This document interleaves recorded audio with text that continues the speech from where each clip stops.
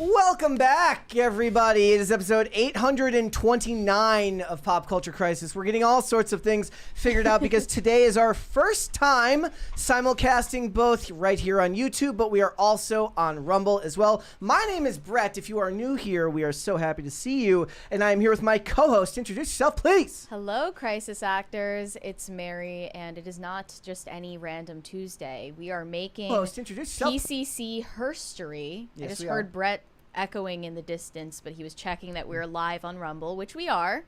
Everything seems to be well. Yeah, so go follow us on there. I found out that there was someone impersonating us on Rumble. That's like the ultimate compliment. Yeah, imitation is a form of flattery, they say. So whoever that is, shout out, but back off of our content. No, I'm pretty sure that channel is going to get taken down eventually. Well, yeah, hopefully, in all likelihood, that channel will be deleted. But we did mention it to Rumble's higher-ups. Yeah, we have, I think 13 followers on Rumble Let's as go! of right now. But the fake PCC has like twice as many followers. What's up with that? So we're gonna need to fix that immediately. What I'm doing while multitasking here, I'm putting it in the YouTube chat. And here's another thing. To then go and follow over there. There's the Rumble link, but if you're tuned in on YouTube, stick around. And I also wanted to celebrate the fact that you followed my orders, and we are now at 1.1K ratings on Spotify, which I'm very proud of. Let's go. And Brett is marked safe because of that. No violence against me today. Yes, and we're also joined by a couple of guests today. First off, as you already saw, we have Andrew joining us. Yeah, not much of a surprise. What's up? Looks like you got a haircut. Got a little trim. Yeah, right? like a couple weeks ago. It was a couple days before I went to the White House with Tim. Okay. Yeah. Is that what made you decide it was time? Yes. For a refresh? Well, I'm going to cut my hair off probably this year. All of it? Yes. I just don't know how short I want to go. And, like, I don't really... Buzz cut. I mean, if you're going to cut it off, you just cut it off, right? Bleach it! Bleach it? Bleach it first! How many subscribers you got on that Rumble account? How many? We are at 14. 359,000 on YouTube and 14 on Rumble. We're catching up. Is there a benchmark that you wanted to set? But you're under pressure, so I get it. Yeah, I feel like I am under pressure, but you know what? We can revisit this. We got time. All right, and we also have Tate joining us again. Hello, everyone. My name's Tate. I'm a producer here. Putting Brett through a workout. He's got 4 cameras to switch between. So. And like, and not just so 4 cameras, Rumble, YouTube, and I'm over here like, I was like, I've just kind of resigned. This right? I've just kind of resigned myself that Mary's going to be doing all the talking today because I love having control. I've got too much going on, and that's Serge does a lot on IRL. Serge does a lot. So, guys, he's a busy boy. He is. We got a bunch of stuff to get into today, but as always, hit the like button on this video, whether you're watching on YouTube or on Rumble, and subscribe to this channel if you have not subscribed here yet already, whether on YouTube or on Rumble. And remember to share this live stream, these episodes with your friends, your family, your loved ones, everybody in your life that you know, or even people that you only kind of know, because the best way that you can help channels like this grow is to first of all help us get past that fake PCC account on Rumble, but also sharing the videos out with everybody is one of the best ways to help channels like this. So thank you guys so much for that. So what are we getting into today? Well, it is the Met Gala. And so what better way to talk about the Met Gala than to have 3 straight dudes talk with Mary about the Met Gala, because we don't understand it. As God straight intended. question mark. Yeah, we're going to be going through all of the most insane looks from the Met Gala 2025, and I want to explain the insane dress code that they came up with for this year, because it really shows that they're falling behind in terms of where the culture is at. It was called Superfine, and it's a study of the black dandy. So you're expressing the way that black people have used fashion as a form of resistance. Okay, well, that sounds like something every person in Middle America really wants to hear about. I think we're all experts here on that, I would say. By the way, Brett, I need to hear things a little louder. Things are a little quiet. Everyone says that I keep my headphones really loud, and I disagree. I think this is just normal. This is good. This is good. This is fine. It's almost a little too loud, but it's fine. No! Poor Brett. Now I'm yelling at you. Sorry. Headphones, fix them. Some days, guys, I'm doing this job, and Mary's like, "Can you move the camera up? I don't want them to see my hands." No, and yeah, that's another like weird hang-up of mine. And then luckily she looks away because I go, "Ugh." That's another hang-up I have. I don't like having my hands on camera. I was like, look, the feet I get. You don't want people to see your feet. That's normal. The hands, now we're just being demanding. There are hand fetishists out there. No, it's just, I don't know. I feel too like observed when my hands are out. Don't worry, boys. I got you. Yeah. There we go. So I saw people wondering why we were gone yesterday. If we get 10 crisis parties today, Mary will tell you why there was no show yesterday. So that is your goal. If you really, really care. Yeah. Look, I see people in the chat talking about things like Look, contract we're under negotiations, strict NDAs. But everyone has a price. So if we you get know 10 what? parties today, we will reveal our secret. Ugh, it's spicy, trust me. So, guys, we're going to talk about the Met Gala. Yes. We're also going to talk about a terrorist plot that was foiled at a record-breaking Lady Gaga concert that was going on in Brazil. Metallica, eat your heart out. Tim would not agree. Tim thinks that there's not going to be any famous musicians anymore, and that AI music is going to take over the world. Well, 2.5 million people dragged their asses outside to watch Lady Gaga perform. Explain that, Tim. So we'll have to I guess his explanation is that people just like the beach. No, people like drugs. And drugs. That's a fair point. We'll get into it. Okay, so we're going to talk about that. Also, Mary found this absolutely horrifying video of women approaching men. Yeah, so it's kind of a TikTok social experiment where a female influencer is making the first move on a bunch of Zoomer college guys, and they don't know how to handle the situation. And I think we already knew Gen Z dating was cooked, but wow, the examples were almost worse than her just getting rejected. Yeah, so we're going to talk about that. Something worse than just having someone say, like, no, I don't want to give you my number. We've got that. We got a bunch of other stuff. If everybody's ready, we can go take. Oh, I'm ready. I'm ready. I'm ready. Somewhat. Okay, then. Well, that's All a right. banner moment there. Thank you. Let's go. We are still in the lead up to HBO's Harry Potter series, and they've made a major mistake by casting Papa Essiadu to play the new Severus Snape. It is a race swap. There's no way around it. You have to acknowledge it. And there are already many people who say they are boycotting the show and not watching it because of the decision they made. But to make matters worse, Papa Essiadu has inserted himself into J.K. Rowling's personal controversies around her activism regarding gender ideology in the UK. The Supreme Court over there recently defined women based on their biological sex.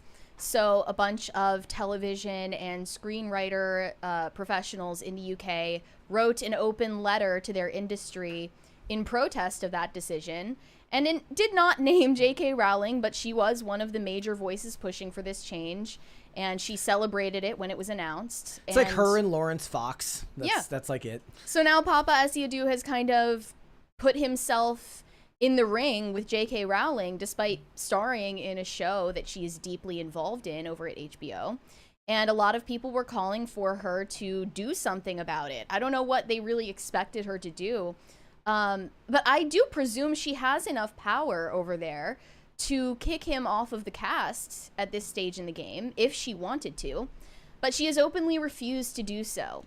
There were inside sources that say they're close to production who said, J.K. Rowling doesn't care about this. It's not anything that's crossed her mind. She's not going to sack this guy. It's not that big of a deal to her. I don't believe for a second that she didn't have the power to do that. Yeah, that seems like a cop-out, but here was her response on X. I don't have the power to sack an actor from the series, and I wouldn't exercise it if I did. I don't believe in taking away people's jobs or livelihoods because they hold legally protected beliefs that differ from mine. And she responded to someone who said, what a strange and novel concept that you've been trying to tell people for years. She said, yes, it is indeed incredible that I wouldn't do the thing I've been saying for years nobody should be doing. So I suppose she is referring to her own legally protected beliefs about gender that are highly controversial, and are the reason why a lot of people claim they're boycotting the show already. So it's a lose-lose situation, really. This happens every time here when I say that AI music isn't going to take music by storm, and Tim gets mad and fires me. And then True. happens every time. Yeah. Happens every time. Look, it's really weird how the amount of controversies that will go into. Now, I don't know if you guys care at all about Harry Potter, or if you read it at all. I care deeply. Tate no, wasn't Tate, you weren't allowed- allowed to read it, right? Read or watch. I Oh wasn't my either. gosh. Oh, you were one of those? I was really? one. Yeah, I wasn't either. But it's way worse when you meet someone who wasn't allowed to watch SpongeBob. That's also me. You weren't allowed to watch SpongeBob? Yeah, I was a Southern Baptist. There was like barely I'm anything so we were allowed sorry. to watch. Yeah. Like, genuinely, my condolences. But I am better off for not having become one of the weird Harry Potter adults. They're almost worse than the Disney adults. I mean, they're kind of the same. They're like an offshoot. No. It's, They're it's, very no, no, no, similar. no, no. I'm saying like it's like the meme, like which way Western men. Yeah. You know, one path goes left, one path goes right. You're a millennial. Well, I used to live right by the Harry Potter store in New York, and it looked like the bar scene from Star Wars. Like, it is grim. it attracts Never some a more weirdos. wretched hive of scum and villainy. It is. It's rough. So, Andrew, are you a Harry Potter fan of any kind? I read the books like when I was younger and watched the movies, but like it never really grasped me like Yeah.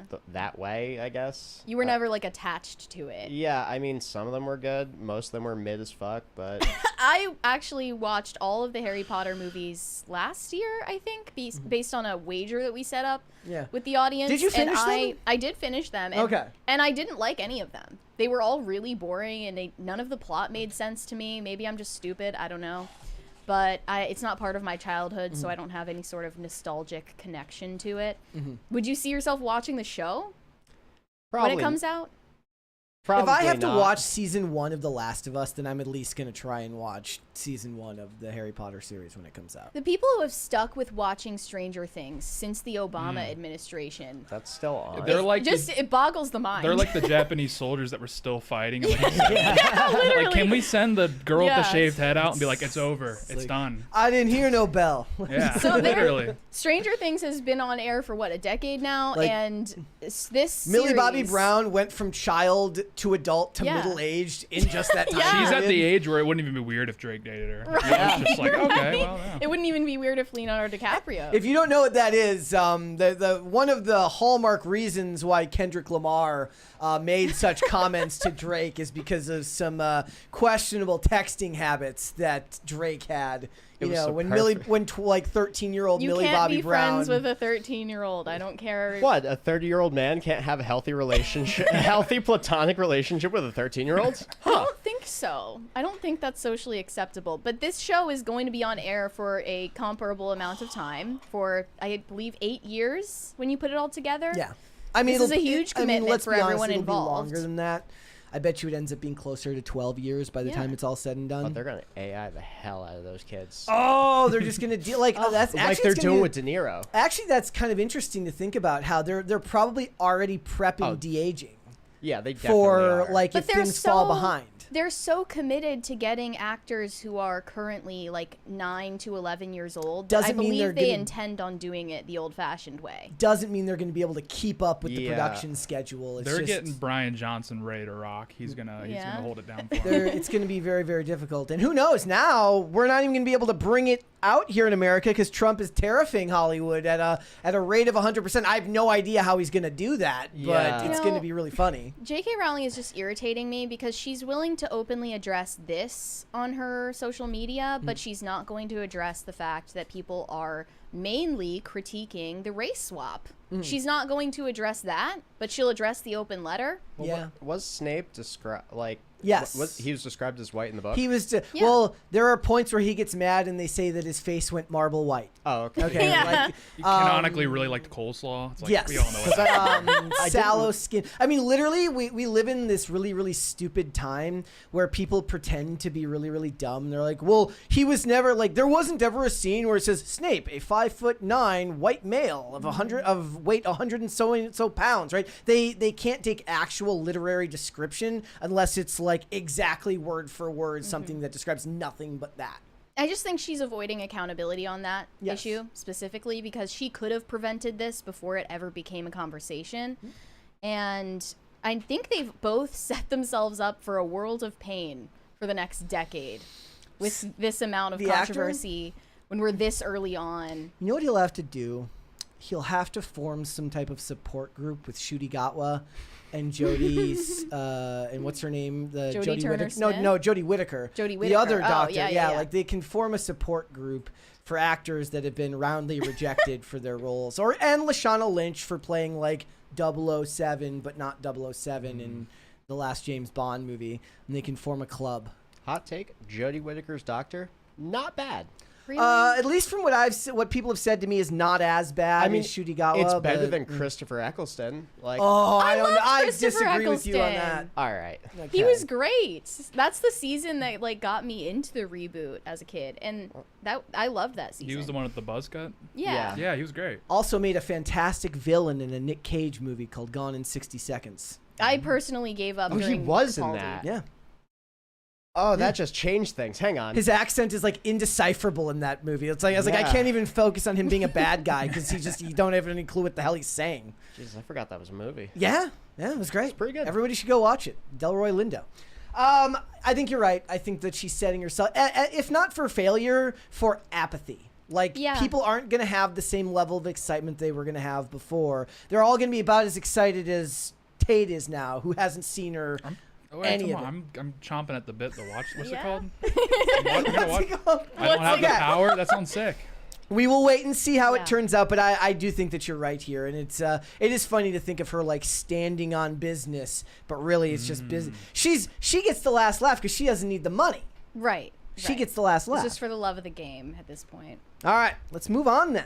There is a near constant stream of think tanks publishing studies about content in Hollywood, how much diversity is in TV shows on streaming platforms and movies.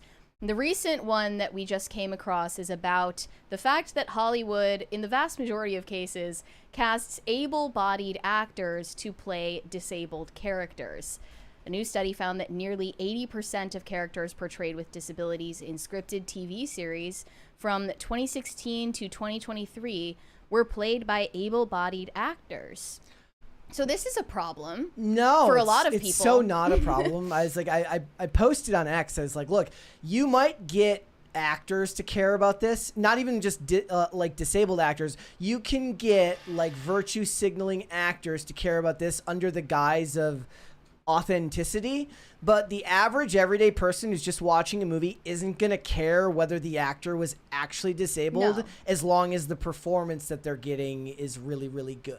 Well, the only people I think might have a justification to be upset about this are the disabled actors who get passed over. Oh yeah, no, for that's roles. it. Like they at least you understand the gripe, right? But like me and Olivia are watching old episodes of Blue Bloods, and in that David Ramsey plays the mayor, and his whole arc is that he gets like blown up, and then he's in a wheelchair for the second half. Like he's in like 8 seasons. What about the governor in Walking Dead? Was he actually wearing an eye patch? Yeah, I doubt it. I mean, in the first one that came to mind that you also mentioned was Augie from Covert Affairs, who the actor is not blind because there's flashbacks of him catching a football. You can't do flashbacks of him catching a football. You could have done that with a blind actor if it were part of the canon, the lore, that he's just bad at football.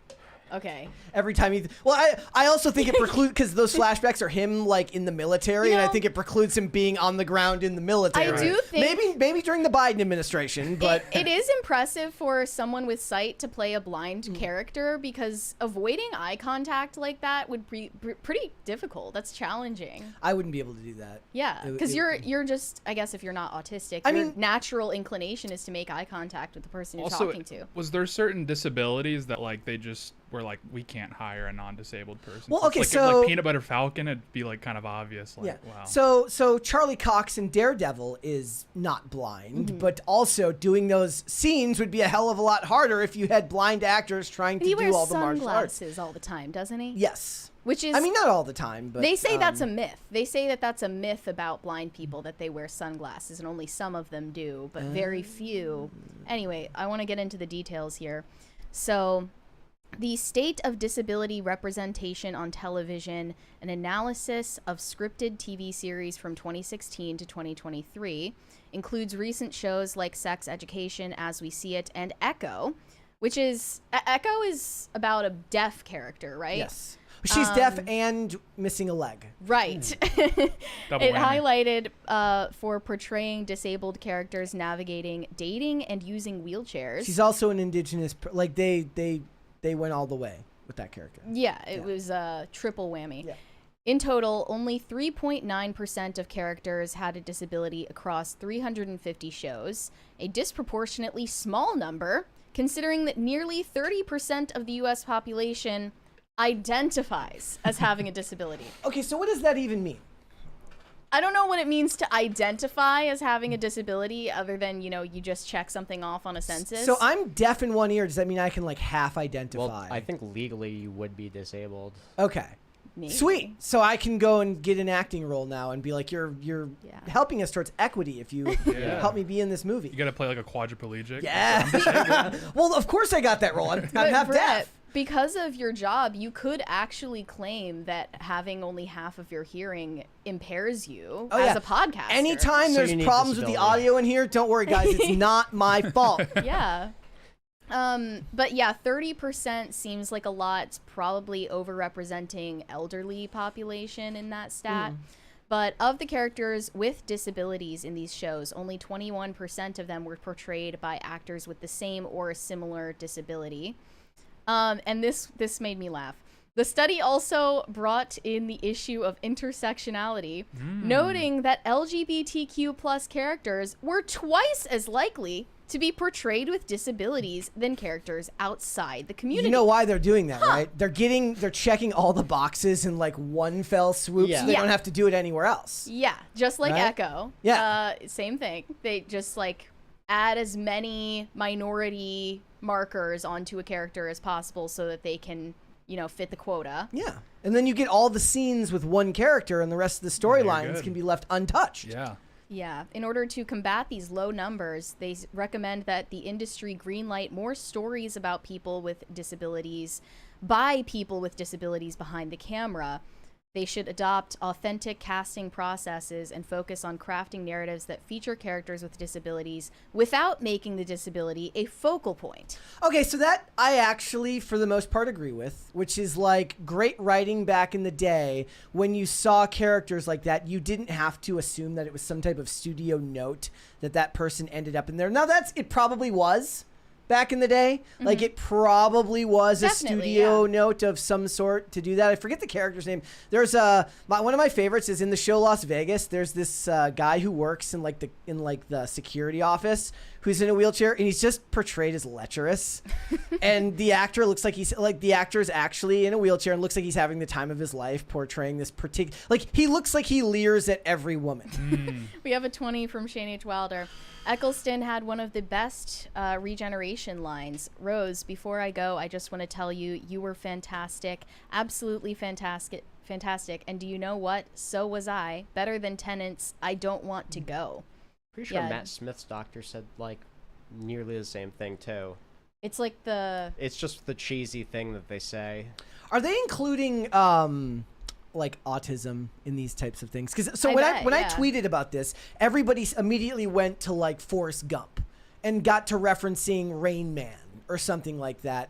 I don't know if that's like that is kind of portrayed the same way that somebody being LGBTQ would, right? Which is that it has nothing to do with any type of actual disability on their Right. person, but something to do with something else, which is a lot easier to fake. I feel like you just give a character a disability to add texture to the story, the way that they usually on all these Disney shows, like one of the parents is dead and there's no explanation for it. Yeah, It's never explained. Zack and There's Cody. never a reason. Yeah, exactly. It's an adjective. They either have an absent or dead parent, and it's usually the dad, which is weird. But it's just something they add in there to kind of make it interesting, and it's a... This is not a pun intended, but like a crutch for the story. I see that Captain K, I was going to mention it earlier. Yes, Drake at one point took the job away from a disabled actor True. from, Yeah. what was that, Degrassi? But it was part of the plot, though. And that was the early days of memetics. Last name Yeah. walkin', first name never. Those were great memes back in the day. Yeah, but it was because of he lost his ability to walk in the school shooting, right? Well, you know, So that was part of the story. So they did it. They did it with the Hodgins character in Bones. He got he was put in a like. I think the reason why it's a problem for a lot of TV shows is it starts to signal jumping the shark, which is ironic because they're disabled, so they wouldn't be able to jump it anyway. But the point is like when you start, they did it with Felicity and Arrow. And then they like wrote their way out of it by way of like some type of, I don't even remember what it was, but the magic of science, she can suddenly walk again. It starts to signal that the writers are out of ideas. We have a 20 from Aaron P. So Mary, when is the OF going live? Fansly, as they say in RoboCop, I'd buy that for $1. Bruh.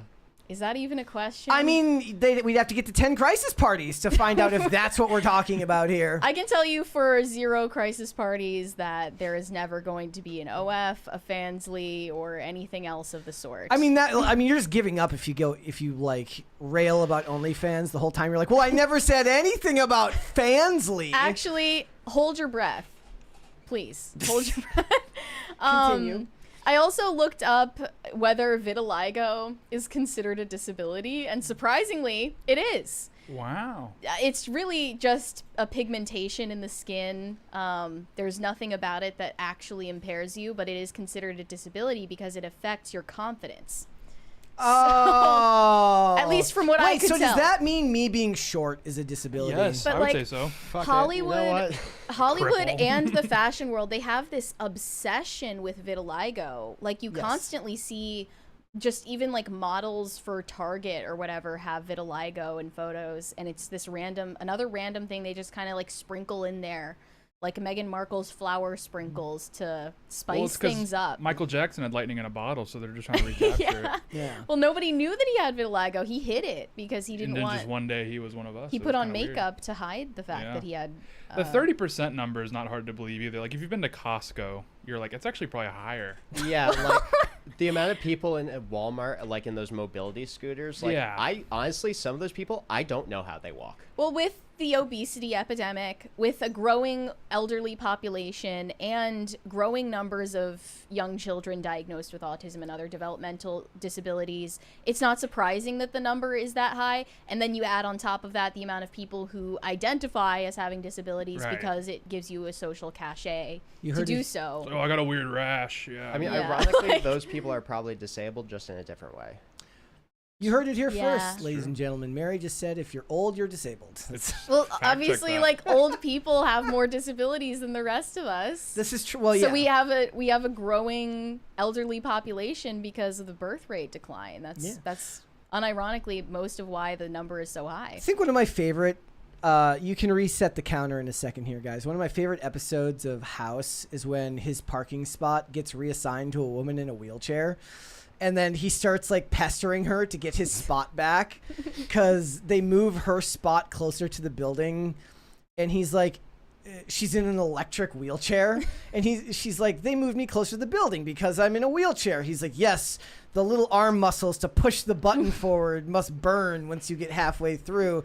And then he bets with Cuddy that she bets him that he can't spend a week in a wheelchair. And the whole thing is him basically, they're just kind of mocking it. And that actress was Wendy McKenna, who played the disabled doctor, who is not disabled. So there you have it. Well, there was House the is episode of disabled. Seinfeld where George like got a cane and then Yeah. they gave him like a disabled Great bathroom. It was fantastic. Everyone say what you will about me not returning my cart to the cart corral, but I've never parked in a disabled spot. There you go. Never done that. You might as well You with just- not return the card. You just shift True. the goalpost a little bit and you'll be fine. Okay. Yeah. All right, and guys, just these, it's so funny. When PCC first started, we used to report a lot on these like diversity studies that these colleges all run and do. I imagine that since the Trump administration started up again, there's no funding for anything like this. So I would hope. But I mean, they still are chugging along. Like these studies still come out They on love a it. weekly, if not daily basis. So no matter what's happening any day of the week, there's a women's summit and there's a new diversity study. this is true. All right, let's move on. There exists a disturbing parasocial entanglement between Twitch thoughts and their predominantly male simp audiences. And some say it leads to these female streamers completely concealing their relationship status in order to garner more donations from their followers. They think that if they reveal the fact that they are married or have a boyfriend or love interest of any kind, that these simps are going to boycott and they are not going to have an income, a livelihood anymore. And it reminded me, because I saw this viral post the other day from Reddit, girl streamers hiding their boyfriends, allegedly written by one of the hidden boyfriends. Oh no. Tragic. I went to find this post and it's still up. And I have no way of validating whether this guy is who he claims to be. But I'm sure that if this isn't a genuine post, it's still reflecting the experience of the love interests of various Twitch thoughts or OnlyFans thoughts. Wasn't there like a video like where the girl's on stream, the guy like walks by her to go to the kitchen, like to go Panic ensues. Yeah, like, which one was it? Was it Pokemon? I don't know who it was, but it was really funny because he's like going to the fridge. I'm like, or there's like a refrigerator or something. I'm like, why is she like? I don't know what was going on. Why was she in the kitchen? I don't know. You know what I'm talking about, right? Yeah. Do you know what video I'm talking I guess about? when you're a streamer, your whole house is a set. But here he wrote, I'm writing this anonymously to shine light on a funny, horrible, sad issue that exists on Twitch. I am the boyfriend of a streamer. I'm not allowed to show myself on her stream or make any noise when she streams, because then she thinks her viewers would realize that she has a boyfriend and leave the stream, that her subscribers would unsubscribe and people would stop donating. We even put up 2 huge mattresses to try and prevent any noise from penetrating the walls from when I play video games in the room nearby. She's like, how successful is she? She could just soundproof the room. Yeah, I don't know, because we don't know her name. She doesn't mention me at parties because she thinks that guys won't talk to her if they know she has a boyfriend. We split up at parties. Wait. So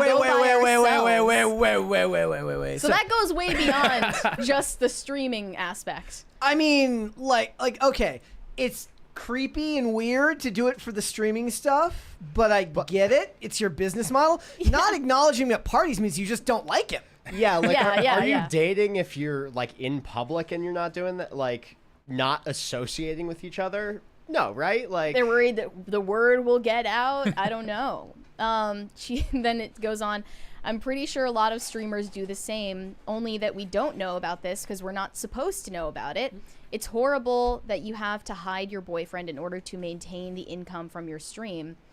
And he actually did a follow-up after getting a huge response from this post, saying we had a serious talk where we kind of broke up, but then she realized what she was doing wasn't okay. So she said sorry 100 times and said I can be on her stream, and she mentions me sometimes when people talk about me. Oh. People know I live with her and they seem to like me, actually. This will turn out for the better. Thank you for all the answers. And you just know anytime like those donations aren't up to par, she's just like, it's all your fault. It's great that we can talk about these issues without generalizing girl streamers or whatever on Twitch. That was not my intention with what I wrote.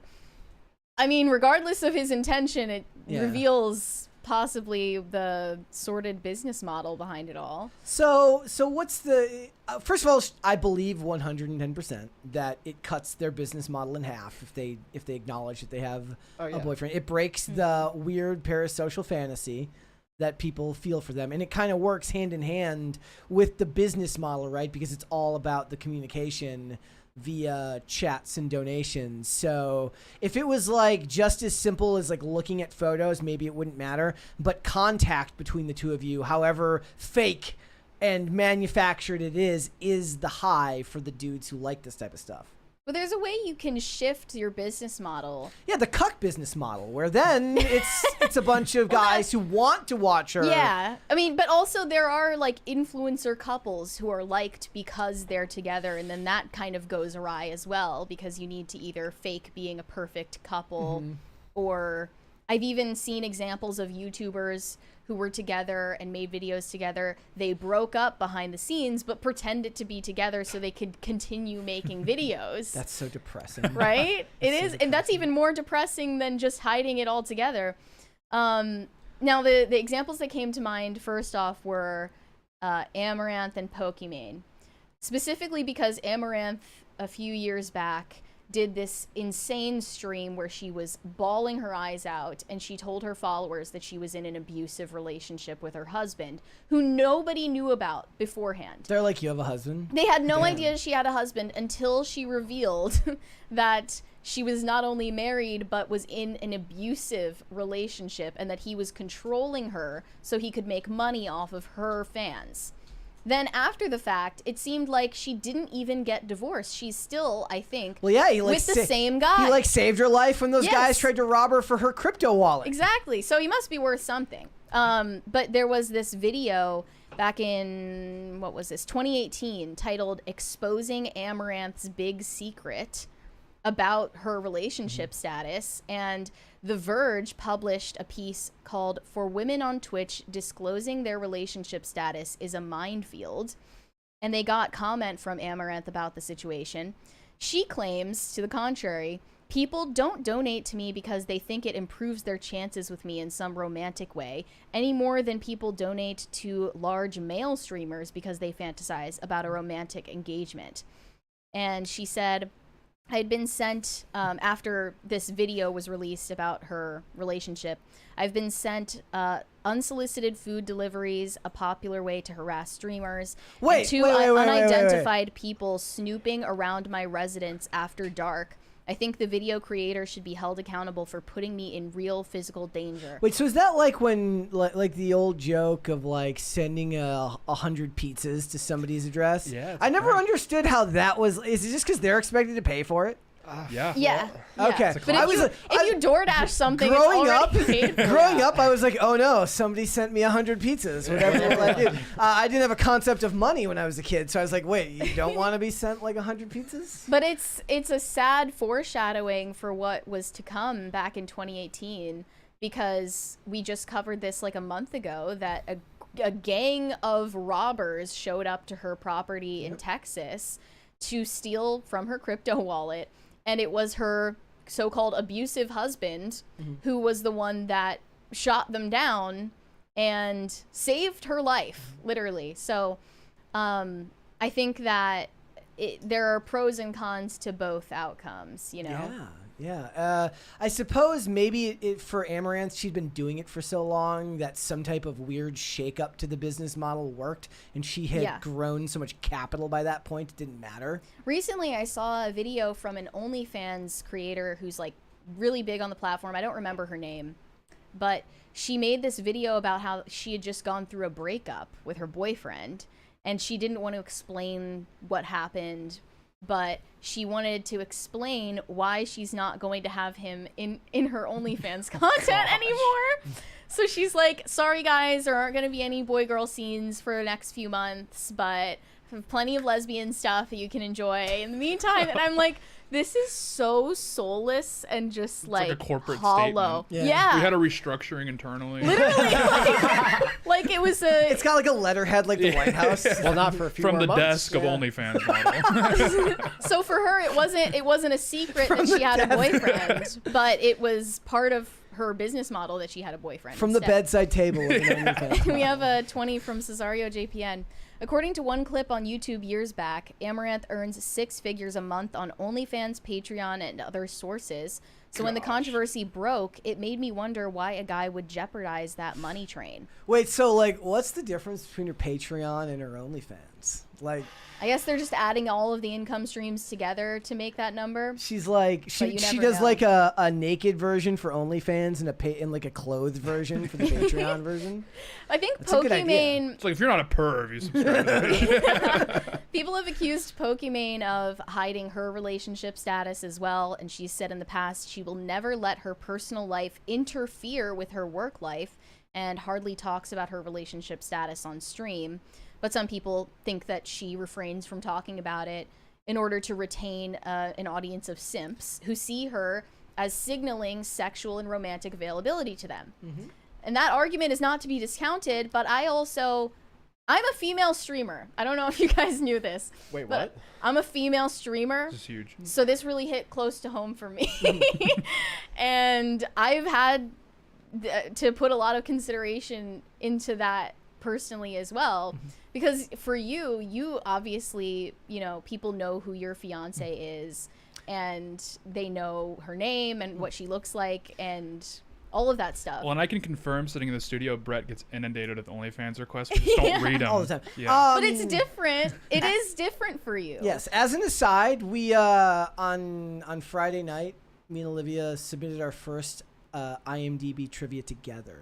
Oh, that's beautiful. Big Our steps. relationship entered an entirely new Yeah. sphere. It's a new chapter. I felt a bit weird, out of sorts, but I just felt like a man. It was amazing. That's We're proud of beautiful. you, Brett. But you know, for me, I've always disclosed that I am in a relationship. I just have never gone any further than that because I do think that that would just be too much of my private life. And it's funny because even if I wasn't in a relationship, like even if I were single, They wouldn't know. as far as you're concerned, I am in a relationship. Like I would still The opposite of everybody even if else, yeah. I didn't have a boyfriend, I would still say that I have a boyfriend. So you never know. I might be single right now, telling you that I have a boyfriend. You would never know, but I do. So it doesn't need to even come up. There you go. You take the more noble approach to this. Like if I can just repel as many simps as possible, that is my ideal situation. I mean that's the scarier part is like your natural persona is to be like you are repellent for your behavior. Yeah. But the thing is, to a certain type of person, the fact that you find them repellent is enticing. Exactly. And that's the scariest part. In a very real way, Yeah. you can't win with these people. So simps are going to simp, and they're to blame for their behavior. If you're donating to a streamer because you think that it would eventually turn into a whirlwind romance, you're delusional, and you should stop doing that. But also, you can place some of the blame on the women who entice and incentivize that type of behavior. Like Mary said, guys, I know that you wish I was single, but I'm not. No! No! So just giving you a heads up. I'm out of here. That before you look, if you're gonna super chat and you're gonna get us crisis parties, that's great. But it doesn't mean that you and I are gonna be going anywhere. I Because know Brett's that more than a breaks your bag heart. of meat, Yeah, guys. He's a seriously. person. Yeah. All right, what would you like to see? Cringe or cute of the day? You guys. You can decide. ask. Yes, you can ask whichever. Andrew, I'm going to defer to you.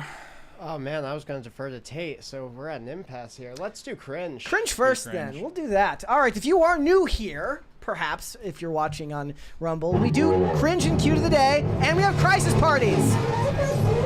Feels good to dance again. Tate dances, Mary dances, Andrew bobs his head. Barely. I usually use. If you're wondering what the hell is going on right now, for every $100 in super chats that we get, we have a crisis party. And in this case, it's Baron Trump singing that he likes his suitcase. I love little Baron Trump. So cute. All right, let us go to cringe of the day. Hold, please. Why is it going again? Okay. The Brett- Monday, Brett it's Super Monday Chats. troubles on Tuesday because we didn't have a show yesterday. Yeah. That's what it is. Technical difficulty Tuesdays. All right, so let us go to cringe of the day here first. So Mary submitted this one. Rating of 1 to 10, how bad is it? It's a 6.5. Yeah. That white nannies are bad. So why are women of color more qualified to raise children that are not their I don't think they're more qualified. That is not what I said. I just said that white women, because I was a white nanny, they're self-centered. And I don't want a self-centered white woman raising my child because I'm raising my child. And she Does that mean that like it's okay to have a self-centered person raise your child as long as they're not white, or is it saying that you shouldn't be self-centered and raise children? I'm confused. she's already got a self-centered white woman in her got it. life. By the transitive property, the She doesn't know what trans is. brown and black women that raise your children are not self-centered. Filipina. The Filipino woman, and what is her name? Jane. Is there any part of Jane the Filipina's culture that you've sort of accepted into your family? I think my daughter said poop in Tagalog the other day. Oh yeah, and how do you say that? Taka or something like that. She wasn't such a self-centered white woman. She would was know. Yeah. no. Yeah. Say it with more confidence to the camera. I'm not gonna. I don't even know if I'm saying it right. Please. When does that ever stop a woman? Shot in the dark? Yes. Taka. Shot in the dark.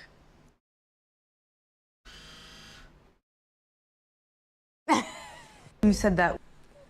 I would thrive on Z-Way. I've always hated anything to do with like the intentionally awkward interview style that I really despise. I can't stand Z-Way, but I see through her tricks, and I think that I would possibly upstage, not Z-Way, I would upstage Chet Hanks.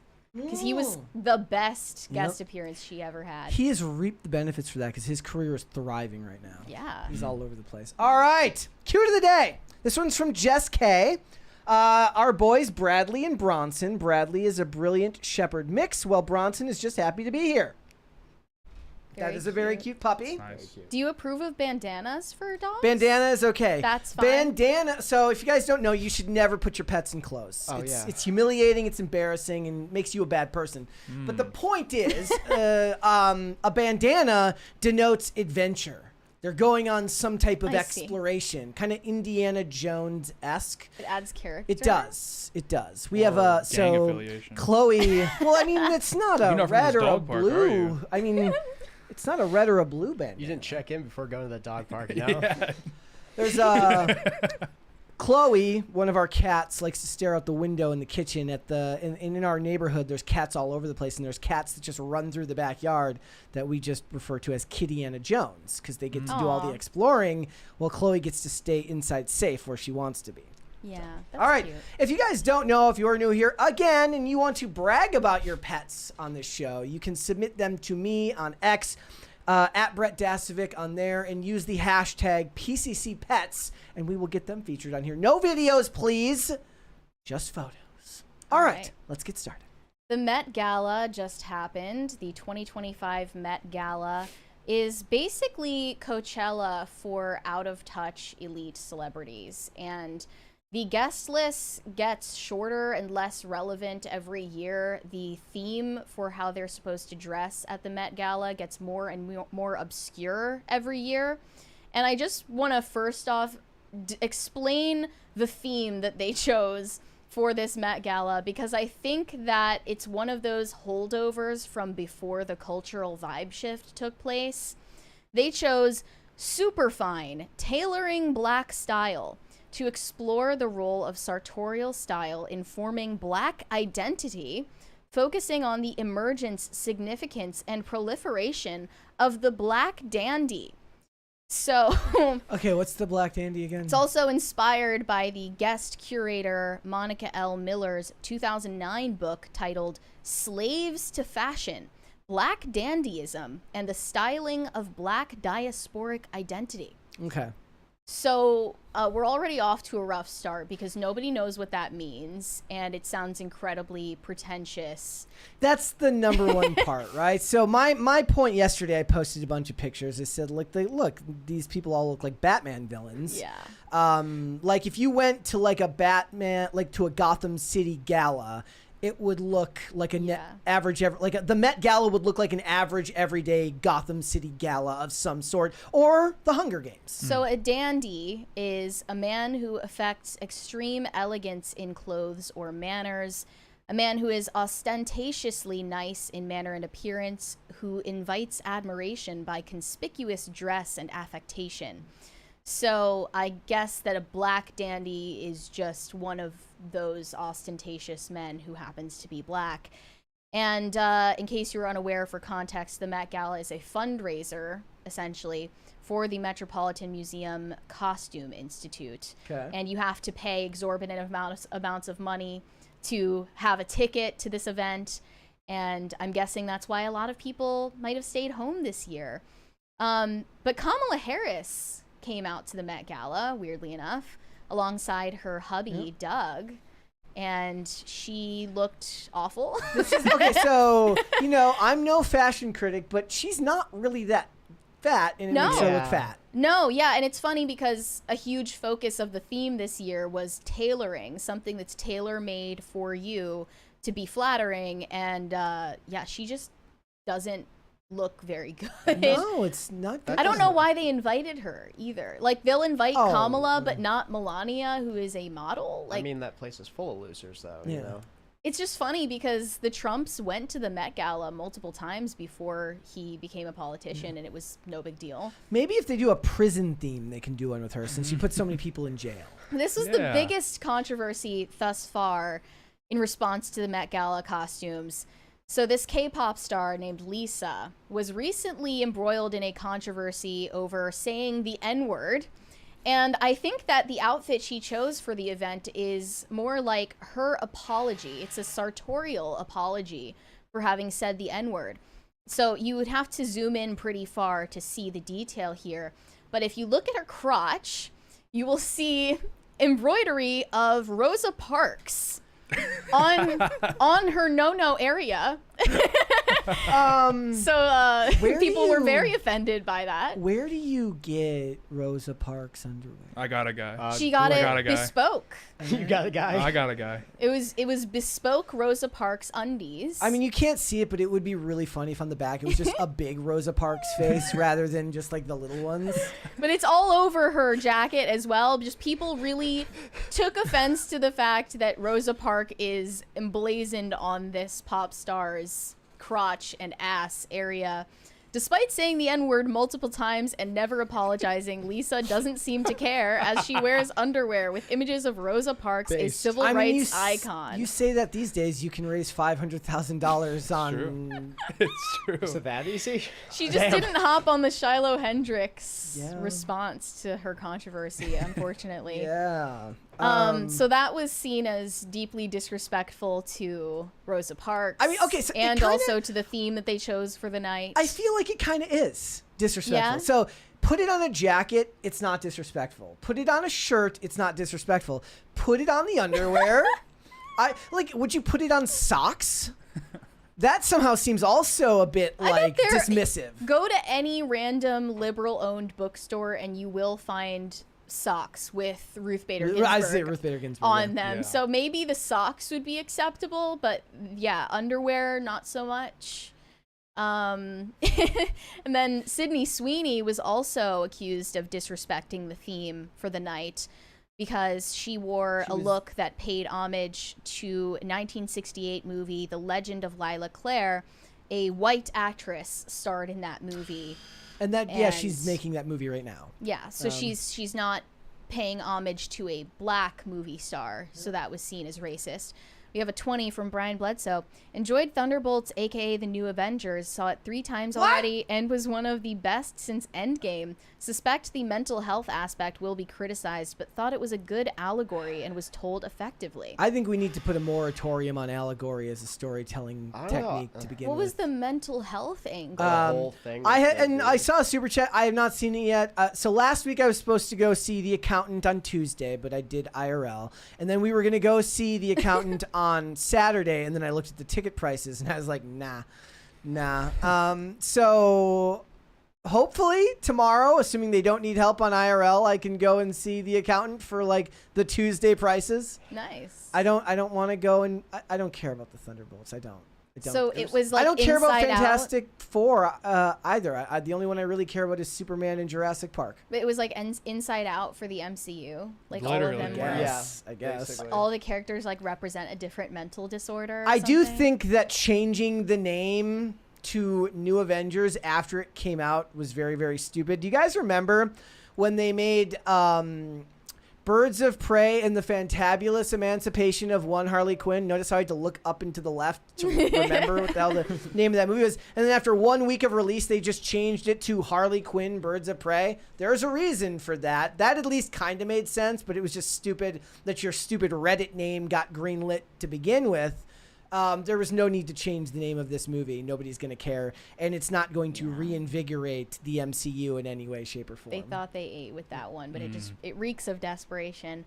Sydney Sweeney already has racism allegations, so maybe this wasn't the best move for her. Okay. Gigi Hadid was also criticized for the same reason, but they say that the custom gown she's wearing was a reference to Josephine Baker, who I just learned was the first black actress to star in a major motion picture. She looks like she's wearing like a bunch of the Willy Wonka golden tickets. Like they took like She's in edible Ferrero golden Rocher. foil from Ferrero Rocher wrappers. Yeah. Yeah. And then Jenna Ortega wore a dress that's just made of metal rulers, like with the inch marks on it still. More is giving disco ball as you said. Yeah, I but said it looks like a disco ball to me. that was I guess supposed to. grain Is it some silo. type of social commentary on the on women's measurements and how their self-worth is judged by what their measurements are, Mary? Is that what this means? Well, you said that she It's an looks like a allegory. totally different person. Can you She like does. zoom in on her face? Because you said that we can't. Not on it X. looks. It does though. Everyone is remarking on Jenna Ortega looking completely different in recent red carpet appearances. Yeah. I think it's just that she let her bangs grow out. Her face. It looks like Thanos grabbed her at the top and the bottom and stretched her face up. Well, the bangs are supposed to Yes. like shorten Yeah. your facial length. And maybe it's just that, It but could other be. people think that she might be on Ozempic. She might be getting Botox. She's clearly raising awareness for farmers that get trapped in the grain silos. Oh, that makes sense. Yeah. It's very good for her. Very middle activist America. move. Yeah. See, this is only cool if you wear it someplace not the Met Gala. You really want to impress me? Wear this someplace not the Met Gala. Wendy's. Go to Home Depot. Go like to Home that. Depot. Like Yeah. that. No. You go to like a school supply store, Oh yeah. Yeah. and then they're like, "We have a surplus," and she's like, "I can help." She has the ruler. She goes to Home Depot's getting the plywood measured. Like, hang on 1 second. Yeah. Okay, we're good. Yeah. Yeah. Sabrina Carpenter was styled by Pharrell Williams. Sorry to hear that. Do you have her photo? Oh, no. She wear a big hat. Here, let me Dressed like send Cam it to Newton. you. We can't miss this one because Yeah. she spiritually looks like the green M&M. Like if there were a movie made about the Oh. M&Ms, she should play the green M&M. If this You was know? made in like the early Yep. 2000s, they would play it straight, no humor, and she'd just be whorish. and Tucker Carlson would be doing a segment about the green M&M. Oh, look, there's So a picture on the she'd right. Just be the green M&M, or she just. Oh, be there herself. it is. Why can't she wear the white go-go boots? What? Maybe she should. Maybe she should. Maybe she should. Hmm. But she has like this thing that kind of looks like a baby onesie. I don't know if it really is giving what it's supposed to give, but it's awkward. She looks like a leprechaun. Yeah. Yeah, not the best look. And then Megan the Stallion kind of missed the theme here because She just wore whatever she wanted. okay, look at her cleavage. She looks like she has 4 boobs in this dress because it's so comically tight around her chest. She has 4 boobs. Maybe that was the poking point. out. Maybe that was the point. The point was supposed to be that it's tailored correctly. Yeah. So you just Depends on Didn't your really get the definition memo. of correctly. She's Yeah. like, this is what I was going for. And she was also referencing Josephine Baker. And lastly, Pamela Anderson was wearing this gigantic sparkly dress that makes her look like a Christmas tree. She does. With kind of a Joan of Arc haircut going on here. Also, this is this year because it Yeah. looks like somebody filmed this in like a Canon GL2 from 2002, and I want to know why it looks so like bad. They say Pamela Anderson showed up looking so unrecognizable it left people doing double takes.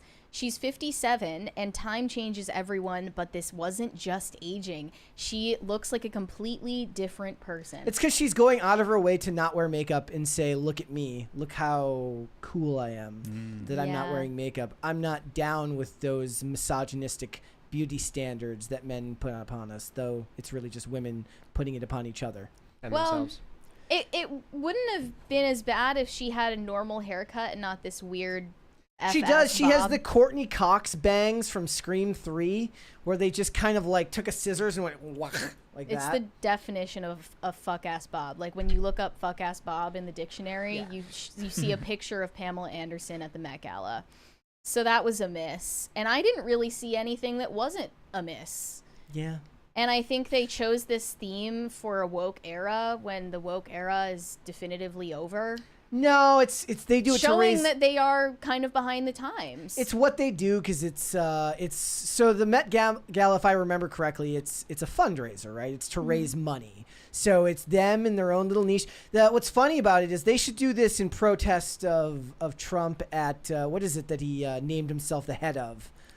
Oh, the JFK. The yeah, the Kennedy. the Performing Kennedy Arts Center. Oh, yeah, like yeah. they should they could go to the Kennedy Center and do stuff like this. I just want to say I have a personal beef with the Kennedy Center. I hate it there. Everyone who's been there knows exactly what I'm talking about. Yep. The bathrooms are disgusting.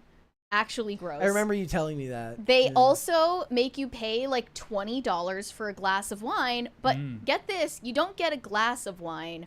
They give you a reusable plastic sippy cup, literally an adult sippy cup, and they will make you pay even more for refills on the sippy cup, and it breaks. No. I come home with the sippy cup and it breaks, so you can't even come back with it for a discount. Weak. It's some bullshit. I think the Met Gala is my fault because it's the fundraiser for the Met, like the museum. And when you go there, if you're a New York resident, they just say you can pay what you want. Oh. So I would pull out pocket change and give them that. I didn't know dump that. it like this. Yeah. How do you prove that you just show you have a New York ID. license? Yeah. Okay. And so I would do that every time. I'd just be like, oh, here's like a quarter. And they'd be like, well, that's what it's worth. That's what I think it's worth. I'm just here to burn a few hours. It's just funny because they're fundraising literally to pay the salary of like a bunch of gays with clipboards that run the costume department at this museum. And acting so like it's not they're even for the doing full something museum? for society. No, it's just for the costume department so that they can How much keep, money do they need? like Marilyn Monroe's dress in a glass casing so they can rent it out to Kim Kardashian and destroy it. Like that's what's being fundraised for. Yep. All right, let's move on. We got a 20 there, and then we'll do some super chats. All right. Jose Quintana said The Accountant 2, a lot of fun, but missed Anna Kendrick in this one. Thunderbolts, not terrible. Yes, mental health is the undercurrent. However, Florence Pugh again commands attention. Long live PCC. I was gonna post the picture of the honey bear bottle, the liquid honey bear bottle, and put Florence Pugh has arrived at the Met Gala. But I'm not actually that mean. I saw Milo Yiannopoulos simping for Florence Pugh on the timeline. So maybe she could convert him to straight. She is a great actress, and she is consistently listed as like the standout in most of her roles. But as for being able to like lead the MCU, press X to doubt. I think it's gonna sound sexist, but I think it's got to be a dude that has to lead the MCU. Yeah. So true. If you want everybody to buy in all the time, it's got to be a dude. Sorry, Shane H. Wilder. I don't know who. I don't know who it would be. Well, they're trying to bring back RDJ. Yeah, but he's playing a bad guy, Yeah. so they got to get. You know what? Have U.S. Agent do it. And before that, it was supposed to be Jonathan Majors, and then he got canceled. Well, he's a bad guy too. That's not supposed to lead Yeah. the MCU. They're both supposed to be bad guys, but it's definitely got to be somebody else. Shane H. Wilder said, Happy Taco Tuesday, Brett and Mary. A new ad for the Gongo dropped this morning. First, we gave them packing peanuts. Now we give them internet brain rot. It feeds the soul. It's nourishing content. Stop saying that word. Isaac S. said, worked at a funeral home, and one day a family member of the deceased asked if she could have her loved one's breast implants, saying, quote, she won't need them anymore, so dead people fat transfer legitimate. This is because we were talking about celebrities injecting corpse fat into their faces last week. That's what keeps me looking young. If that's just taking a piece of silicone and just jamming it under your skin, that's not even a fat transfer. That's just you're using used products. Congratulations. It is scary. Upcycling. Scary to think about the rest of your body decomposing, and then the silicone implants are just like still there in the coffin years later. In the chat over on Rumble, Nora asks, isn't she dating Zach Braff? No, they broke up, her and Florence Pugh and Zach Oh, Braff. yeah. They were dating, though, at one point. Brian Bledsoe said, finally on Rumble. Yes. Yeah. Yes, we are. We finally made the move, but we're still going to be on YouTube, not to worry. Greg Duvier said, lame, no more Brett beatings. Scary Mary is no more. Well, maybe the next thing that I'll campaign for is for us to reach 1,000 followers on Rumble. There you go. I'm going to read these Rumble rants while we have them here. But beware. They do not. Beware because, well, first of all, the Rumble rants do not contribute to crisis parties, at least not right now. And if you go to follow us on Rumble, only follow the one that has the check mark. Yep. Next There's to a it. fake account. Not the fake one, okay? High voltage 37, not 75, says, woo, PCC Rumble debut. Let's go. Yes, indeed. Swine flu. Hope you're not suffering. Don't perceive me ever. Mary, probably. Deep South EDC says, here's hoping Rumble rants count towards crisis parties. Let's go. Yeah, they don't. They don't. But I'm going to need like a separate spreadsheet to read these, I think. So Serenko Production says, wait, so Black Dandy is just gay black fashion? Why wasn't Kanye invited then? Yeah, what the heck? No, he's not gay. He's just a little sus. Do we have any more Rumble rants? Nope. We will. I will keep my eye on it, though. Let us move on then. All right. Lady Gaga made history over the weekend with an audience of over 2 million fans during a free concert in Rio. But it almost devolved into chaos and tragedy as a bomb plot was foiled by local law enforcement. And the alleged motive behind this terrorist attack is so insane, I almost couldn't even believe it. They were luring in Lady Gaga stans to radicalize them in an anti-LGBTQ plot for violence. Seems just a tad disconnected and weird. It's really weird. Like it's giving CIA vibes. So no one is sure of the exact number, but it sounds like it was around 2.5 million people there that day.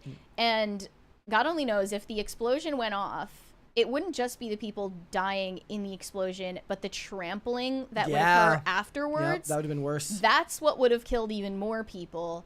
So thank heavens. I mean, think of that video we watched. Did you guys see the video of the person on their knees, like shouting for Lady Gaga up to her hotel room? Did you see this? No. It would have been all people like that. We have another 20 from Jose Quintana. I can't take credit for this. Voyager posted this. Gongo Gala. Ghost Empress, you can stand at the top of stairs and leer at all your minions. Where would you have it? What would you wear? Long live PCC. If we had a Gongo Gala, well, we couldn't hold it in the Gongo. Yeah. We would all perish, but it would be fundraising for the Gonganese people. I would wear a suit made real of cause. like redacted CIA documents about the Gongo. Yeah, I like that. Yeah. What would you wear? Well, someone had an idea for me to stitch together a bunch of crunch wraps into a gown. I think that would be a look. So yeah, that's what I would wear. I'd go with my Rosa Parks underwear that I have. Yeah, we'd fundraise for the Gonganese Packers yeah, peanuts. it's just sitting around. I So- loaned it out. I haven't gotten it back yet. Brazilian police arrested 2 people involved in a plot. Crisis party. Thank you. We should just start this one over.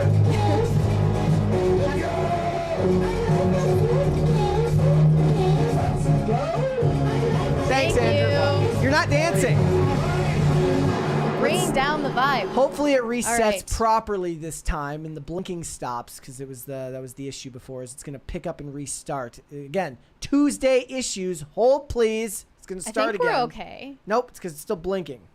Hold on. There we go. Okay. Brazilian police announced on Sunday that 2 people were arrested who were involved in a plot to set off a bomb at Lady Gaga's free concert in Rio de Janeiro.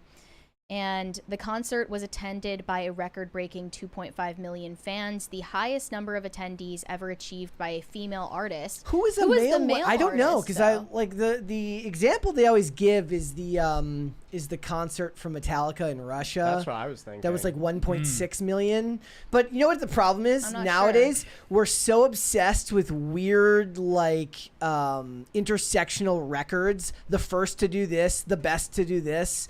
They didn't even look to see if it was maybe the biggest ever. They're just like, well, she's the biggest female concert ever performed, and I don't know. Maybe who was the male concert that was bigger? They didn't list it, so I'm not sure. Maybe Michael Jackson. Yeah. Must be Michael Jackson. But the thwarted attack was reportedly planned by a group inciting hate speech toward the LGBTQ community. They said the group aimed to radicalize and enlist teenagers to execute the attack using improvised explosives and Molotov cocktails. I have an answer here, by the way. It was Rod Stewart's New Year's Eve concert in Rio de Janeiro, Brazil in 1994. An estimated 3.5 million people showed up. Damn! People in Rio do not have much going on. They're just like, look, there's None a of them concert. have What's going on over there? Holy crap. The plan was treated as a collective challenge with the aim of gaining notoriety on social media. They've arrested 2 individuals involved in the attack. One was the leader of the group, arrested on illegal weapons possession charges, and the other was a teenager who was arrested on charges of CP. Yikes. Wait, how is, again, this is all like, it all feels too orchestrated. Like, this is giving CIA vibes to me. Well, then, this is the craziest part. They say those involved with the attack falsely claimed themselves online as the Little Monsters, a nickname for Lady Gaga's fan base. This was in order to contact teenagers and indoctrinate them in networks with violent and self-destructive content. So they were trying to radicalize Lady Gaga stans, who are probably themselves gay, to enact terrorist attacks against gay people. So it's not just the CIA. It's like the bad side of the CIA that doesn't do their homework. But I feel like they just don't want the public to know that this was an Islamic group. Think so? There's part of me that thinks that it's kind of a PR measure for why they're not giving all the information yet. And then Lady Gaga's representatives gave a statement. We learned about this alleged threat via media reports this morning. Prior to and during the show, there were no known safety concerns, nor any communication from the police or authorities to Lady Gaga regarding potential risks. Her team worked closely with law enforcement throughout the planning and execution of the concert, and all parties were confident in the safety measures in place. There's a comment here on Pop Crave that says it was Katy Perry and Beyonce. They're mad that their tours are flopping, so they had to get revenge. Did you say what Katy Perry's team said? Did you quote them? That was Lady Gaga's team. Lady Gaga's team. Yes, yeah. So they say they had no idea about any of it until it was getting reported on the next day, which is insane. So they were planning on keeping this under wraps. And despite an averted crisis at the concert, now Beyonce, who is jealous of all the attention, is planning on doing the same thing in Brazil in 2026. I mean, that's going to help her get her reputation back on track because, like, there's all sorts of these videos coming out from her concerts where it looks like there's just empty seats everywhere. Maybe the album just sucks. Maybe they'd come. It did. It objectively sucked. She might need to bring Rod Stewart with her. Yeah. Open up for him. Dude, that'd be Yeah. better. That'd be sick. I'd go. So, like, I don't know. Maybe this is proof that live entertainment isn't dead after all. Could you imagine you like rush in, you get to the very front, you're at like the barricade, and then the concert's over and you got to wait for 2.5 million people to leave? That would suck. That sounds like a They're humanitarian crisis. They're probably waiting. They were like hoping a terrorist attack would happen. When you were one of the days when you were gone last, I did a cringe of the day, which was like the day it was like after WrestleMania. Everybody's trying to go up these escalators, so these guys are trying to go up the down escalators, and this fat guy just can't get up. I felt so bad for this dude because there's like just a sea of humanity below him just waiting to judge him if he doesn't make it, and other people are like pushing past him and making it up there, and he throws his like his merch and his swag up to the top of it. He's like, when he shook his head at the end, he was just like, nah, man. Yeah, and then he finally just gave up. Yeah. Damn. Sad. It was grim. But it meant like he didn't want to sit in the line waiting for however many 30,000 people to But take people the escalator. used to love that shit. They used to love, roughing it in those situations and like being oppressed in the heat and the sun. Well, for yeah, the sake they of, love that at Coachella now as long as Yeah. they have drugs. Yeah, exactly. So maybe the popularity of this concert can be chalked up to drugs or people who like going to the beach. Well, it's just every time I learn about Brazil, it's like a GTA server, just like a giant country where it's just a GTA I mean, server. what I was picturing this is like it's the concerts going on and like Dom from the Fast and the Furious like drives a car off the road into the sky past the concert. Yeah, there's just always something going on there. Ultimately, the truth will come out when or if Lady Gaga has a tour in the U.S. and is able to sell out stadiums. I mean, sell out implies payment. None of these people paid. It was a free concert. And it's just like that. Like that's my judgmental ass. It's like It's I'm true. watching. I'm like, free. Of course, she got It's true, 2.5 million. As if we could concerts draw are- 2.5 million people for if we were paying them. Concerts are prohibitively expensive Yep. for everyone in this economy, but also especially for young people. And Tim actually pointed out in our discussion about it that population decline is a significant factor because there are about half as many Gen Alpha as there are millennials. Yeah. It was like a 60% drop in birth rates between them. I wonder how that So corrects you're just going to itself. have less customers in general for anything. Yep. Like that could lead to disaster That's in all why sorts of everything is industries. becoming a subscription service, so they can make extra money on just you buy Yeah. something and stop using it and forget to unsubscribe. And young people don't care about doing anything in person anymore. For them, if you're a fan of Sabrina Carpenter, it's like just as satisfactory to stream her music in your bedroom as it would be to go see her perform in person. Which is weird because part of the experience is actually being It's communal, right? Yeah, But that's Clearly lost someone on wasn't them. at the Travis Scott Fortnite concert because that was wild. This reminded me of Astroworld, Astroworld. the Yeah. disaster of Astroworld. That's why I did the Fortnite concert. I was like, I'll go Also, there. I've just been thinking about TanaCon a lot. Do you guys remember TanaCon? Yes. Because I was like watching Shane Dawson's docu-series that he made about it, and who was really to blame? Was it Tana Mojo, who was the face of it, or was it the entertainment company run by a 21-year-old who no one had ever heard of?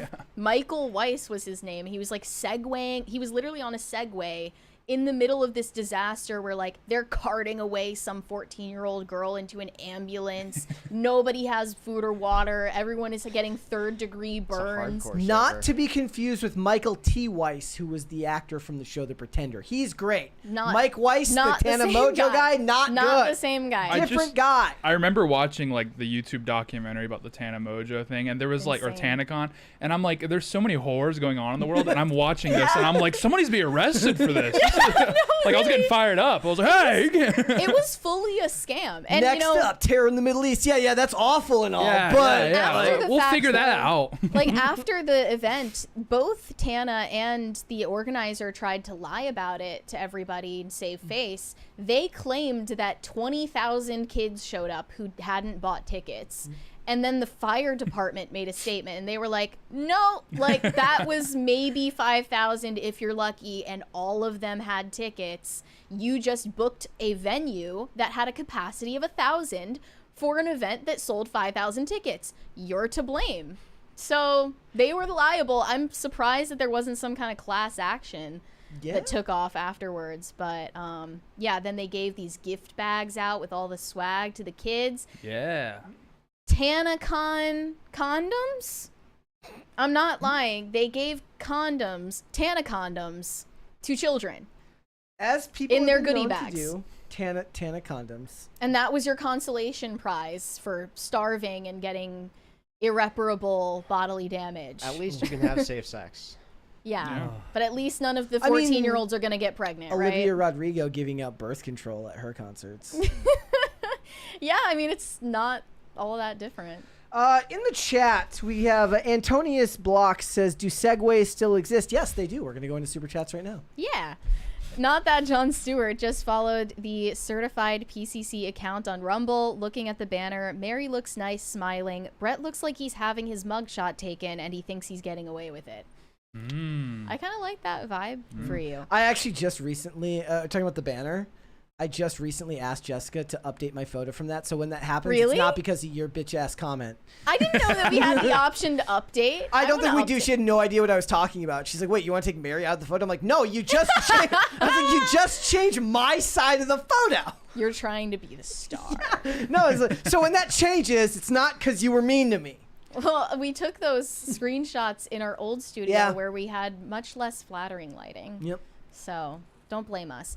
Shane H. Wilder said, I feel bad now for not saying hi to Andrew or Tate. Not to be confused with Andrew Tate. Oh, yeah. Brett didn't put them in the show notes. Sorry, guys. Mea culpa. Well, that's what happens when we do the fusion dance, you know? We Yeah. turn into Andrew Tate. I think as an apology, you could wear Rosa Parks underwear. I think I'd accept that. Yeah. Yeah. Win back favor. Mm-hmm. TX Goliath said, y'all saw Thunderbolts? Yeah. Yeah. Me and Andrew saw it together. I really liked it. It was really romantic. I don't know if he felt that way, but yeah, I thought No, so. no. I wasn't sitting next to you, so, you know, It's couldn't true. feel that way. Yeah, I was pretty Yeah, upset. so that night, what were we doing? We were doing something. We were doing something. You had something really important going on. Something was going on. You were really, I raising just money for didn't the want to. Gongo. I didn't want to spend the money on the. You were ticket. booked and busy. But somebody, NDA. somebody sent, like Tim saw it and gave like a review. Oh, because he said like Thursday night, right? And Tim put out his review on X, and he's like, Tim, your boss is doing your job for you, and I got like irrationally angry. I was like, fuck you, man. I didn't have time. 2 in the morning, you're DMing like, don't you ever do that again. Fuck you, man. It's just not on my watch. Like, leave me alone. Adam said you should always return your cart. So Yes. true. Well, so I guess true. you're just a good person. So congrats. The other day, I grabbed somebody left their cart like where we were parked at, and I grabbed it to put it in the thing, and I feel like the person who left it was like judging me because like they were walking back to their car. Oh, they thought that like, you were trying to like, Yeah. one up them yeah, or something. but really I didn't want it hitting our car, and I wasn't gonna be the dude who's like, hey idiot, put your car. I don't care, like I don't care, but I just didn't want it to hit our car. And I could definitely feel the guy like judging me, thinking that I was judging you him. for judging him. Good. But I wasn't judging him. Good. He's a terrible person. Yeah. So true. You know, I just like violating the social contract. What am I supposed to say? Oh, because I'm not like very confrontational, so I did it in indirect ways. So if like someone if they throw something away, it falls out, I like slam it in the can. I wouldn't ever say anything to You them. dunk on but them. I'd be You're like, an eye roller, aren't oh, you? You're like, huge oh. yeah, Okay. big time. In the chat, somebody mentioned Tate McRae. Did you see the fake Tate McRae from the Met Gala that put What? MAGA on her? Oh, I saw dress? lots of AI generated images of celebrities who did not show up. Yeah. Like they generated a Katy Perry image that I almost fell for. It's getting scary. Greg Duvier said, "Put a girl on." Yeah. We've put girls on. Rhaegar Targaryen says Tim gave it an IGN score. That means a 7 because IGN gives everything a 7. Marco said, "I'm a simp for PCC the show."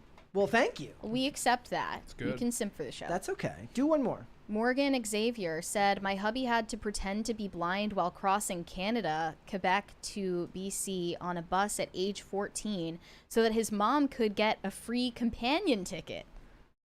Well, I mean, Honestly, that's a W. yeah, that's impressive. Yeah. All right, let's hold off on the rest. So we got one more. This one's rough, guys. Yeah. A female TikToker conducted a social experiment to see how Zoomer college guys could react to a woman making the first move and asking for their number. Now, as you can imagine, because Gen Z dating is certifiably cooked, the results were horrifying. And I'm saying that because, just her getting rejected wouldn't have been that bad. It was something worse than getting rejected. Like, they were questioning their entire reality when she asked for their numbers. Some of them also seemed to signal that they weren't even interested, but gave their number anyway. It was really confusing. Okay, let's be honest. Like, most dudes are going to think it's a prank. Some of them, they were looking around for a camera. I Some say of all them the had time, no idea. This is a product of living in an age of the internet and cell phone cameras, right? Where you never want to show your true side. You never want to actually show yourself as genuine, lest somebody be dunking on you, right? So this is society's fault. Well, now they are getting dunked on. We live in a society. So I want to show the first guy in this video that had the absolute worst reaction. This one here? Yeah. Okay. So the volume is up. Here we go. Just wanted to say that you're really cute. Oh, thank you. Yeah, and you're kind of giving me butterflies right now. It's fake. Like no dude buys that. You know what I mean? Uh, Like butterflies? Yeah, Like you're making me yeah. nervous. Do you have a girlfriend or could I get your phone number? No, but... Sure? Yeah? Okay. No, but sure. Can I give you my Snap? Well, he answered the first question and the second question. He said, "Can I give you my Yeah, that's snap fine. instead?" Here. That's What year are you? I am a freshman. You're a freshman? Yeah. Oh, you're young. Yeah? Excuse me, sorry. so she that sounds was, patronizing and Yeah. fake the whole time. His instincts were correct. The second she said butterflies, his hackles were up. Yeah. He knew that was bullshit. yeah, like I don't blame him because his instincts were correct. Yeah. But still, like if you're not interested, just say that you're not interested. Why was it this no, but No, what he's sure, no. Well, So he's trying to get here's- laid. but you He's- can have my Snapchat, which everyone knows is an insult. But it's the off chance of him getting laid. That's it. It's entirely it. Sure. So but the thing is he plays along until he feels like it's no longer a bit, but he can tell it's a bit. Yeah. Right. But then go to the last example that starts at 4 minutes and 40 seconds. 4 minutes 40? Yeah. This was pretty bad too. She's asking for Wait, sorry. directions. Your eyes are really pretty. Oh, thank you. Appreciate it. It's like giving me butterflies. Yeah, no, This it's line. down this way over there. Oh, okay. Gotcha. Wait, what'd he say?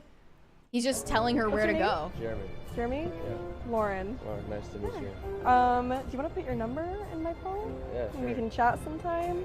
Sure. Okay. He's got to hit her with one of those fake lines, like those fake phone numbers. The rejection hotline. The rejection hotline, yeah. See, that's We the gotta real bring like, that back. if you're a dude and you can use the rejection and you've given somebody else the rejection hotline, that's a flex. Sounds So good. tough. What's your major? Sports business. That's awesome. Doesn't Plus ask any size? questions. Hopefully. Yeah? What about you? Supply chain. Okay. Yeah. That's cool. I'm not from the supply chain. No way. Awesome. Alright, Maybe we well, can good like luck do with Yeah, it. sports if you want to business study for about the finals supply chain. sometime, Alright. I'll call you. Okay. No, Like- honestly, these guys are so real for this. 'Cause, like, Yeah. if this happened to me, like if a woman approached me in public, I would be, I'm gay. Sorry. Like I would cry. I would cry. But that kind of proves the This point. is my biggest. doesn't This it? is my biggest fear. Because you're a Zoomer, so that proves the point. This Well, is yeah. absolutely petrifying. I'd rather be robbed. Honestly, I would rather be robbed. I'd be like, do you need my wallet or something? Like, what do you need from me? This is horrifying. What did I do wrong?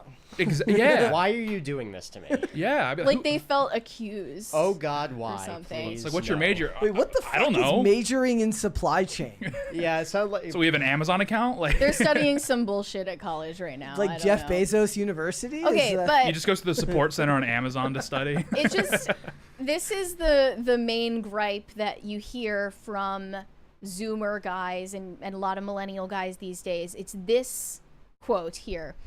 So things have changed. Look at statistics about women's opinions on being approached and if they consider it harassment. As a guy, it's pretty much a coin flip because there is a good deal of women that want to be approached, but there are just as many who see it as harassment and you're likely to get in trouble. So why risk it? And then you would think that the solution, if that's the case, if we're to believe that's how most young men feel about making the first move, wouldn't the solution be women making the first move? No, no. definitely Yeah. not. Please, no women watching do this. I'll Then- risk This, a case. these are like watching cornered animals. Then what This is the horrifying. solution? It's like watching a snuff film. If it's not, if the solution isn't women taking matters into their own hands, then what is the I'm solution? okay with the birth rate going down if this is the solution, because this is petrifying. I mean, obviously, we know what the first solution is. It's to get their Snapchat like that first guy tried to do. Yeah. I mean, you can't risk giving the thought your number, you know? Yeah. I'm just asking questions. Like how She's how the do Jesse we, Ventura of this podcast. Yeah. How do we handle this conundrum we've ended up We in? don't. I we don't think let you this do go. because Yeah. it's been like it's been funny watching the way that like all the shit that I heard that I knew was bullshit back then, but you know, just ended up being like social like norms. Like at a certain point, I don't know. Where was I going with that? Something about social norms that are bullshit. Yeah, well, that sounds like me. No, I'm retarded. What's your answer to this? Like a woman Oh comes yeah, up and no. approaches you? I don't think that it's incredibly vindicating to watch all these people like be intrigued by this almost. Yeah. Why? You feel vindicated on Well, more so because like you grow up in an environment where it's like you said, like approaching women as sexual harassment, like even though you know it's not true, there's still this weird mental block that you can get about it that's like, yeah, well, with my fucking luck, you know.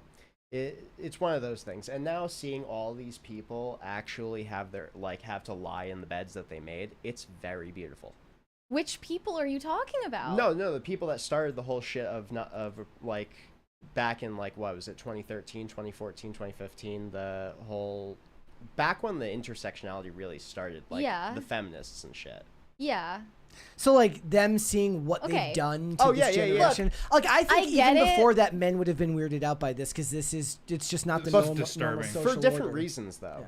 Well, I get what you're trying to say, but you can't deny that there are also like so many more people who are suffering the consequences who had nothing to do with propagating those new rules around dating and flirting and romance. Oh, I'm not writing it off. So I'm, a lot of people feel like, well, this wasn't my idea to like say that flirting is harassment, but I'm suffering the consequences of these. They're gonna have to get new- over it. I think everyone should take the buyout. We should let algorithms match us all up. This is too much trouble.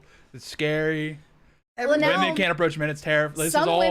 some women are even noticing that if they make the first move these days, they're responded to with hostility from men. I saw this one post that said, "Gave my number on a napkin to a man at the bar, and he just laughed and walked away. Woke up. This is worse.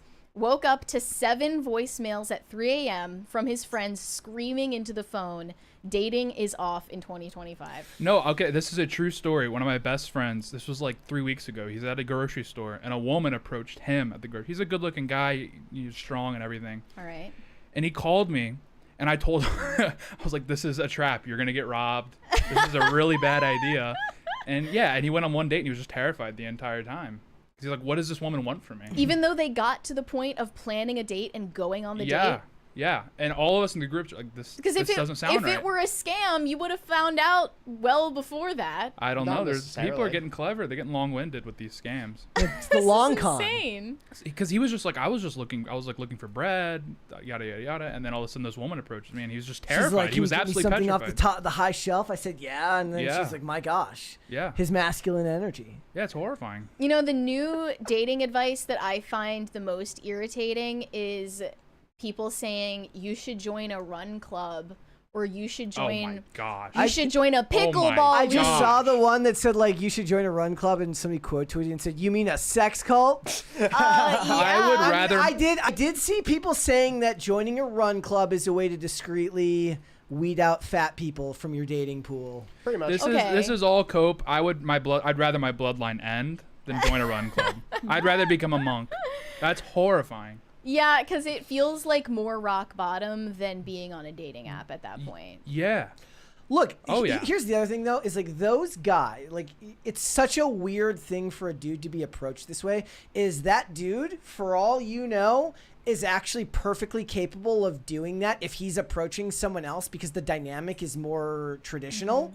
But when the second you put someone in a situation where they're not used to it, you immediately disarm them because you've reversed the roles. Yeah, exactly. I think that people are completely at a loss for how to act in these situations because all of the expectations have been pulled out from under you. None of the social norms that we used to have around dating and romance exist anymore. So now the tables have turned. And women are being told, like, if you make the first move, if you take the initiative, it's empowering. And you might as well do that anyway because men don't approach women anymore. And if So they feel like it's actually like their last option is to just make My the friend that first got move. approached, he said he was looking her deep in her eyes because he thought she was a skinwalker. Like the paranoia is off the charts. It's justified. I don't know what's going on. I'm gonna he's like, "Let's just see who you really are, mister." yeah, I'd be like, hey, I Yeah. thought you were really man, cute. Can I get your Jenkins. number? And then you wake up and your kidneys are gone. That's what's gonna happen. He'll wake up in a hotel in New York with only your left kidney. just in a bag of ice. Yeah. Hip to Some- be square playing on a jukebox. Like, look, I've seen this movie. It never ends well for Never me. ends. I don't well. know if it's just like Hollywood that's making us believe this, but do you guys think that women are more forward than they used to be as a result of these? I don't have a Forward comparison. in So. what way? That they're more likely to make the first That move. is, I mean, I don't know about more I mean, forward, fuck, but if the they are, I haven't seen it, but you know. the way in which Hollywood portrays like a masculine energy to female sexuality could be a self-fulfilling prophecy, which means if you show women as consistently more sexually forward and promiscuous than they ever were before, perhaps the new generation of women just believe that that's normal and it becomes a real thing. Well, I think the main issue is that it's just finding a lifelong partner is just not a priority for people anymore. So I mean, clearly it was for this woman because she had butterflies. No, because the underlying assumption when you're approaching someone is people think, oh, this is a bar, they're looking for a hookup, that sort of thing. So it's like it's completely warped. True love waits. It's fact check true. But yeah, no. So like there's always gonna be a creepy undertone because anytime anyone's approaching anyone anymore is in like the context of like looking for a hookup. So that's why there's like so much tension nowadays when it used to not be that way. I mean, I don't even think these guys handled it that badly. I think that your hackles go up immediately the second she starts doing that. She sounded condescending and insulting. If she did this 50 times, a weapon would be drawn.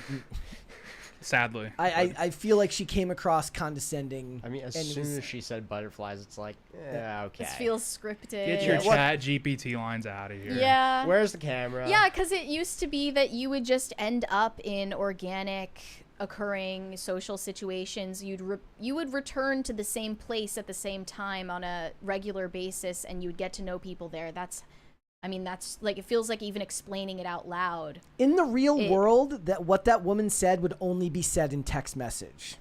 Sure, yeah. Well, that's the whole idea of Bumble. Yeah. So this is probably what this is their market analysis was. This is why dating apps even exist and have a market demand in the first place, because we don't have those organic social situations anymore. So that seems to be, people feel cornered and they have to use dating apps to algorithmically match with each other. The life hack is just go to church. That's the life hack. The experts believe that dating apps are actually what is causing women to become more forward and take the initiative and more flirtatious than they naturally would be because of the algorithm. And I don't know if meeting someone at church is really the big solution that people are waiting for. But you guys can work on that right now by practicing how many folding chairs you can carry in either arm. It's true. That was like the original mating call for humans, for Southern Baptists. You guys were talking about my skits that I like on my millennial coded skits, and some of my favorite are like church themed skits about church. So. That's what it is. I think the men, they can't carry as many chairs anymore, and that directly correlates with the birth rate. I think that's what's going on. He couldn't hunt. He couldn't.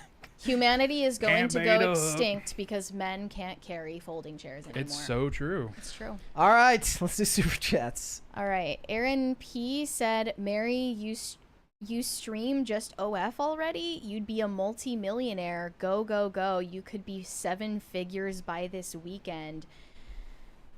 I know you're kidding, but it goes without saying that's never going to happen. Arsenal Man said, Met Gala went from who's who to who cares? Yes. So true. I do also want to point out, just to give an aside here. So I looked at when we started the stream, we were sitting at 41 followers on Rumble, and we've jumped to 137. Nice. And now we have jumped to 146. Let's go. Thank you guys. You should go and subscribe. Andrew, what was the number you set? Was it 1,000 on Rumble? I didn't set a number. To bleach your hair? Yeah, he totally said that. Yeah, he said it was like 1,000, right? 1,000? You did well, say shit. that. If I said 1,000, I'll roll back the tape and then accost you guys tomorrow for lying. Are we gonna the buzzer heads? We're gonna bleach Andrew's hair. It's happening. It's all real. You should get like the blonde streak like Seth Rollins. Dude, now if a woman approaches, really blonde. And if a woman approaches him in public, he's like, "You want to bleach my hair, don't you?" They sent you. You are blonde though, so it would be pretty easy. Yeah. Yeah, it would bleach in 2 seconds. Everyone wants it. DCNC said, "Oh well, look at that. The part-timers are back at work." Yeah, that's us. That's us. Well, we're not anywhere close to 10 parties right now, so you're never gonna know what happened Never yesterday. gonna know the story. You guys are missing why, out, the too. big important story of why there was no show yesterday. Guys, keep it down. It's earth-shattering information, and since you're being a dick, we're not gonna tell you. You're missing out. I get that checkbook open if I were you. Jane H. Wilder said, "Remember when the Met Gala disrespected the church? As I told Brett last night, the Rosa Parks underwear gives new meaning to back of the bus."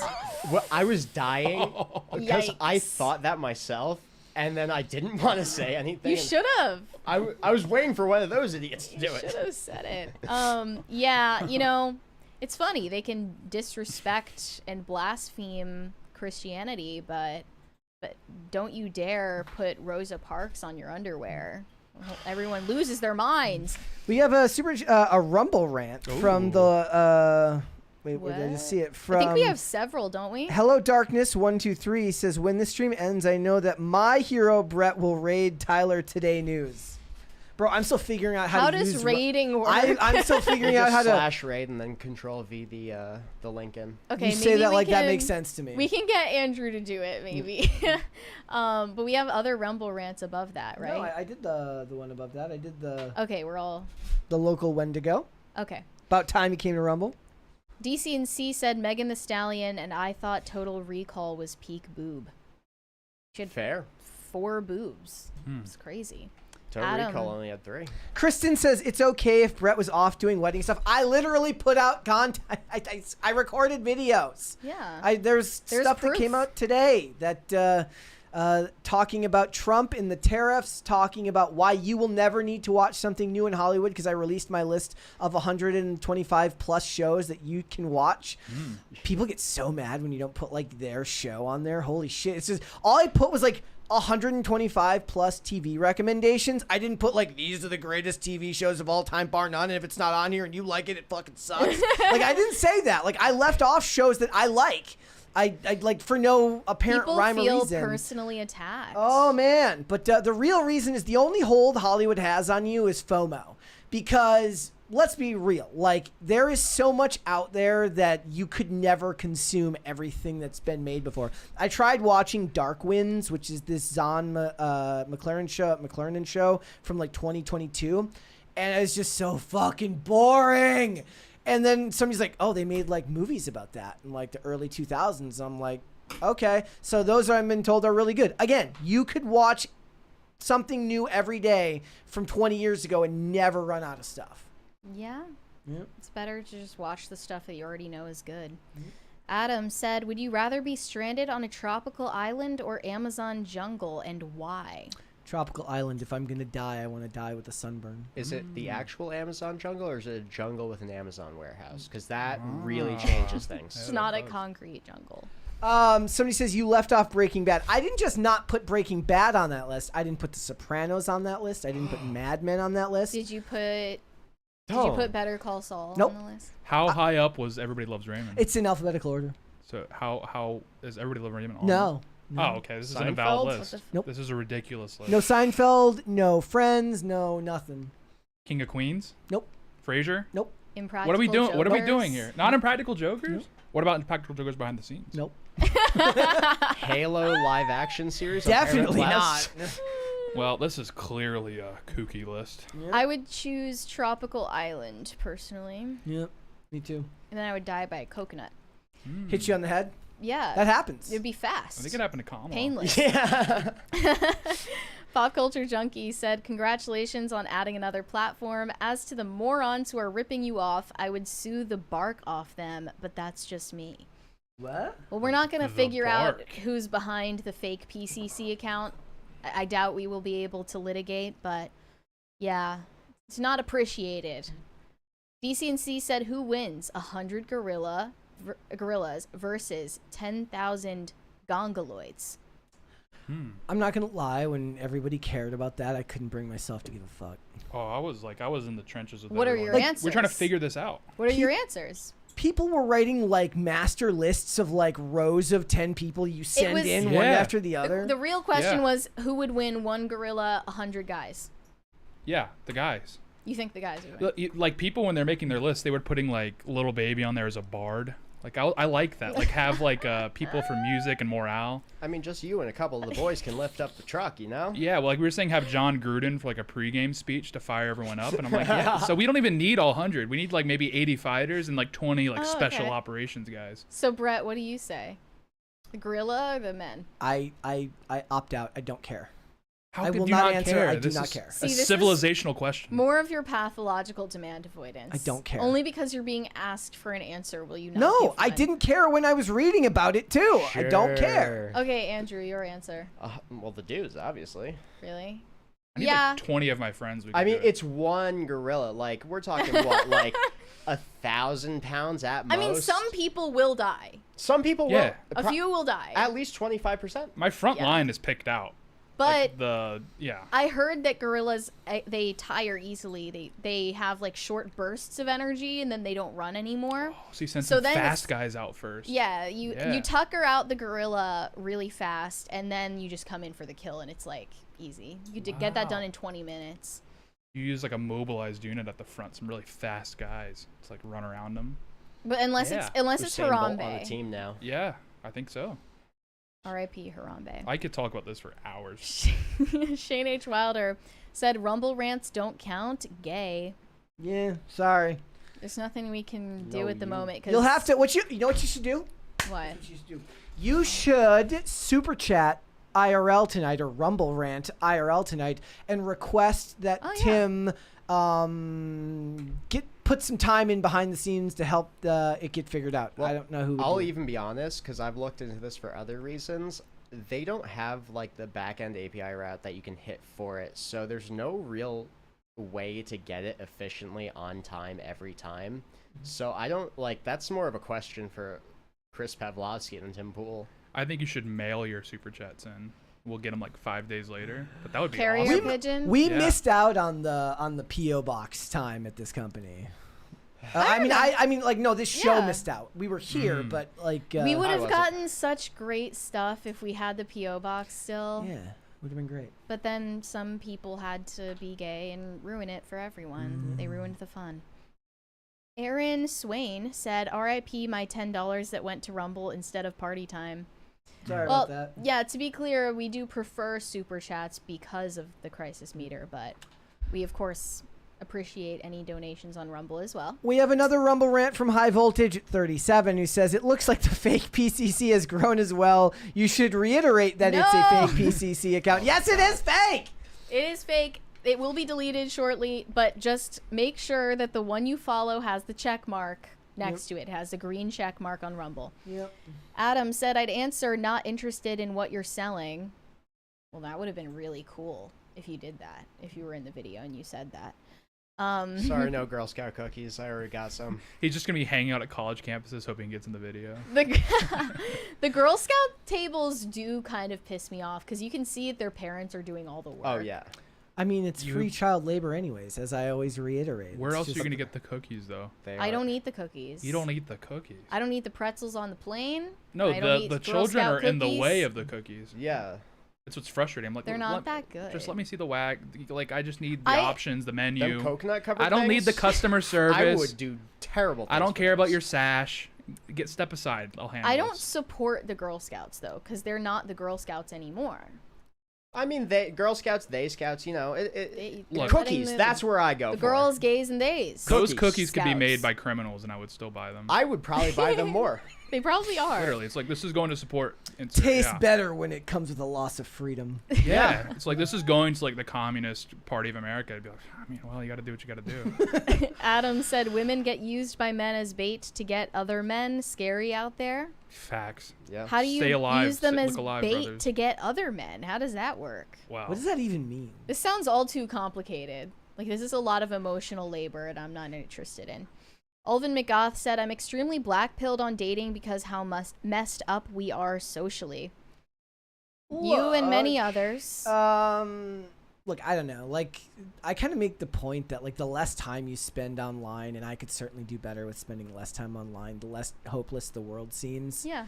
But in general, I was talking earlier, like, if you have, like, if you have gratitude for, like, a life that's pretty, multifaceted, like if you have a lot going on in your life, not saying like you have to have like the greatest life in the world, but if you've got family, if you've got friends, if you've got a job that you at least kind of enjoy, and a hobby of some sort, for some people it's working out, for me it's skating, for other people it's some other type of hobby. If you have enough stuff in your life to keep you off the internet, then you're going to be in a much better opinion towards the rest of the world. Because how much would all of this really affect you if you weren't kind of being fed this garbage through algorithms, mainly us, on the show? Like, if we were telling you about all of the ways that the world sucks sometimes. Hey, do not stop watching the show. Yeah. Even if for your own mental health you need to tune in and then mute us, we would accept that, but don't stop watching the show. We don't care if the show destroys you.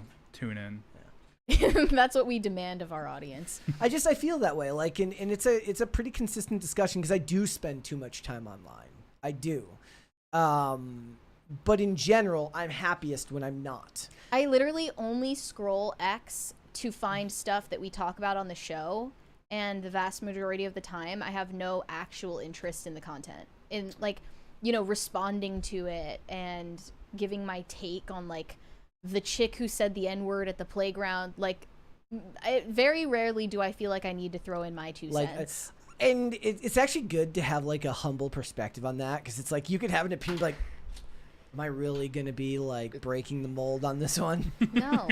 like there is literally other than the fact that it's my like, if this wasn't my job, I wouldn't have opinion on anything, because I have 0 opinions that are actually that great. Zero. Like, I am never going to share anything that is going to truly like add to the cache of human knowledge. It's never going to happen. Because you won't participate in the gorilla man conversation. That's exactly. That's if why. you had a take. I mean, I'm doing that out of protest. It could be a thought. I actually have a world-bending opinion on that, but I'm just not going to share it with the anyone. nuclear hot take. I have the hottest opinion on that, but I'm just never going to share it. You have to subscribe to his OnlyFans to find Exactly. So Well, true. it's my Fansly. It's not. Yeah, my your Dude, it's Fansly. wild. It's all Rosa Parks underwear on there. We have Whoa, a big chats. $400 super chat Whoa. from Not That John Stewart. Says, so there is a daily limit to super chats. I can't brute force this alone. I was gonna say Trudy Jones would sometimes be in here trying to save it. But Not That John Stewart just hit the daily limit. Got us to 6 crisis parties. Rate limited. Wow. Not Damn. That John Stewart, thank you for the huge super chat. Yep. I think you were like mid-sentence there. He's trying to get you through to the 10 super chats so they can hear the world-ending Yeah. reason why there wasn't a show yesterday. We only got 9 minutes. I feel scared we because don't- I no. didn't actually think that we were gonna have to explain it, and now This I'm show getting does a little not go scared. till 5. This show goes until all the super chats are read. Another reason why we're awesome. Yeah. We have a 20 from Vodka J Bulls. Question for Optical Overlord. Same age. Fight and win. Pick your challenge. 1 Tyler Maines Sabretooth from X-Men 1 or 12 small soldier figures with weapons from the end of Small Soldiers movie. Sabretooth. I don't have a reasoning. It's been Okay. a long time since I've seen Small Soldiers. I remember a long time ago somebody made like a reference to Small Soldiers in the chat, and then I didn't catch it, and everyone's like, cred revoked! I'm going to choose Sabretooth. Red Snow said, about to go to a concert. Have a great day, guys. Have a good one. Hopefully it's not Yeah. a concert that's at risk of being attacked. Don't get blown up or trampled.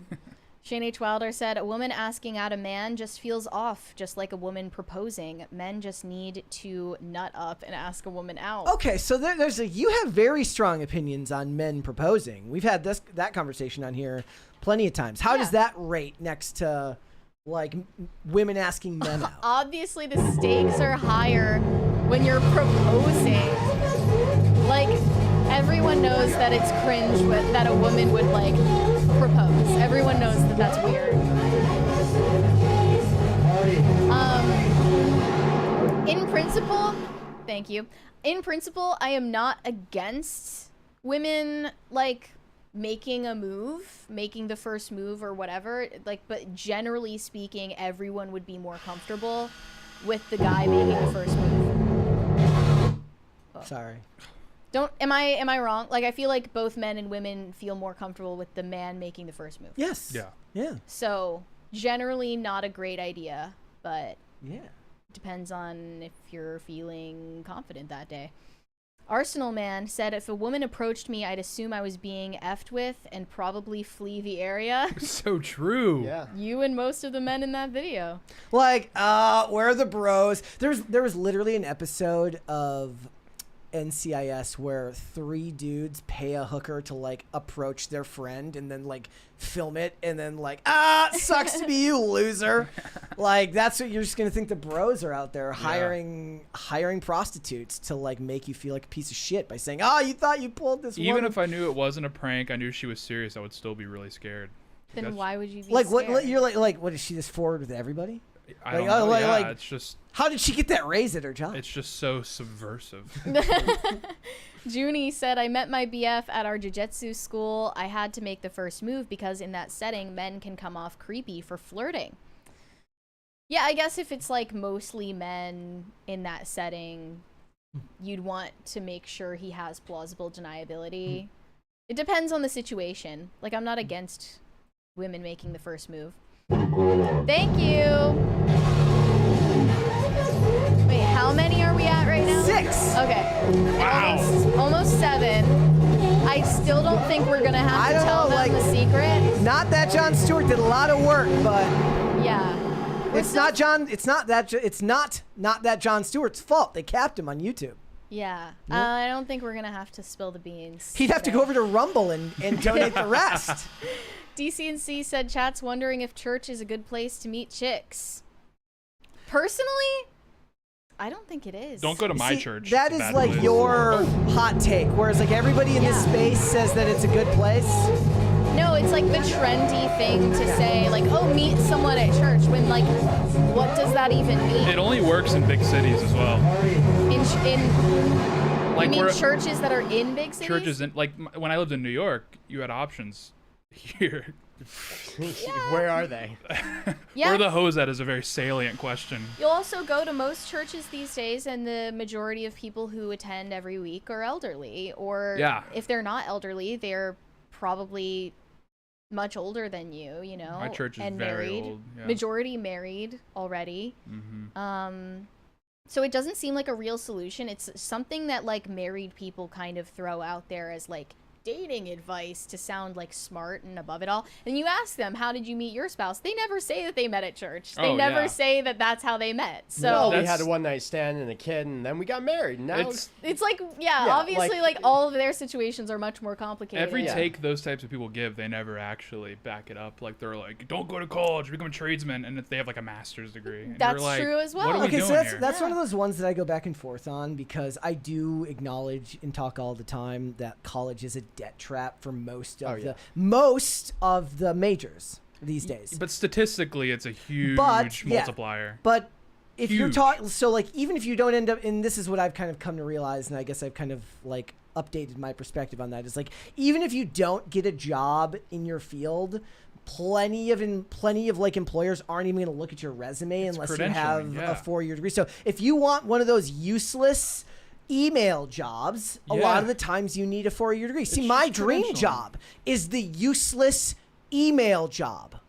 Like, I love this job. It's great. But I would love I want a job where I just sit in fucking Zoom meetings all day. It's awesome. Well, I guess it's not a Skype meeting anymore. Well, because they always say this throwaway line. They're like, "Oh, you don't want to be spinning gears in college." I'm like, the alternative is spinning gears not in college. It's like at least you're doing. Well, no. like, So getting in a direction. the other reason is that like it or not, even without the useless email job that I so wish I could have, it still would be better to not have the $80,000 in college debt. But you don't have like that's because people are going to like private schools or doing this and that. It's like there's still economical options. We have a $300 Whoa. super chat from think that puts us Skoborsh at, Koilenkopf. I don't know what that username is, but Thank you. He said, spill the beans. Yeah, I think that puts you at 10. Well, shit. I didn't think it would come to this. I didn't. let's wait for this to update here. Hold, please. Do we need to get through the parties and then tell Well, them? yeah, we'll do it at the end. Okay, and we also have a 20 from DCNC. Andrew, you watch Asmongold? Question mark. Yeah. I guess that was all that he wanted to know. We were talking about it today. We were talking about Asmongold, his turn to the dark side. He should Turn turn to the dark side. He Just our should side. turn into a house that doesn't look like it's. Dude, yeah. Does he live in a trap house? What was that picture? He legitimately does. He was like, I can't stream today. I Dude, fell through the ceiling. I'm like, what are you, Gibby? Like, what's going on here? Have you seen the tooth blood wall? The what? The tooth blood wall? The tooth blood wall. The tooth blood wall. Can someone send a wellness check on this guy? What is has- going on? He's a tooth wall? I mean, this is modern. You know, the joke is always like old money versus new money. Like new money is flashy, old money is like really, really subtle. Now it's like there's new money, old money, and streamer money, which is like, Yeah. it still looks like you live in like a repossessed trap sty. house. Yeah. Like Kai Cenat streams from like an IKEA showroom. That's what it looks like. It does, Yeah. yeah. I mean, it might be actually. Yeah, who knows? All right, Mary, do you wanna spill the beans on why there was no show yet? You should at least tell your story. Should I? You should. It was a low point for me yesterday, and like this feels. Don't just go to me. No, Okay? no, you gotta have the single they camera wanna- shot as you tell this story. They want to see your reaction, you know? Okay. So, yesterday I experienced an utter catastrophe with my car, and we won't even need to get into the weeds about what that was, but I had to get it towed and taken to a shop, and then once I was there, it was already like a few hours before they were closing. And also like, so And- this happened late. So Yes. Mary called me at like I was 12 or literally on the phone 12:30. with you. I was like, I don't know what to fucking do. I was like, I was like, I could come get you, I guess, and bring you back here to do the show. But then it's I like, wouldn't have been able to get go the car bring fixed. my car there. And, like, when you're live 5 days a week, it makes getting like literally. So the only reason I had my car was in the shop last Friday, or I'm sorry, last Monday and this Monday, and the only reason why it doesn't affect me is because I can take Olivia's car into work if I have a don't have second access to it car. until it gets done. we have another 20 from Logistics are boring and stupid, but it does matter. We have another 20 from DCNC. Oi Tate, 80 regular bros. Yeah, let's hear about your 20-man special team. Well, that's what I say. You need like locker room guys. So The you need morale boosters. you need guys that are good at speaking. So you need like public speakers. Like honestly, like Trump could be a good option just to Okay. boost morale. He would not be in the line of fire. And then you need bards. So you need some good singers. Yeah. I think Neil Diamond would be a good pickup. Okay. Yeah, I think Zach Bryan has to be there. Also, I don't know if you've seen on Twitter, there's a guy, Frankie McDonald. He's the guy. Oh, yeah. He's like, oh, I'm like rain coming in Washington, D.C. He's got to be there for weather updates because we're going to need to know if we're battling this Yeah. gorilla. We need to know what the elements are so we know Right. how to dress. So he needs to be there for sure. Yeah, so that's kind of the idea with like the 20 special operations guys is they're not going to be fighting. They're going to be like our tactical guys. You should finish the story. Okay. Right. Yeah, sorry everyone. Sorry, I'll we have another 20 though from DCNC. Finish the story After the first. story. What is happening? I said finish the story first. I just heard something. What happened? It's people above us. Oh, okay. I felt like I was losing my mind. Just trying to stall. So, Stalling. so here's the truth.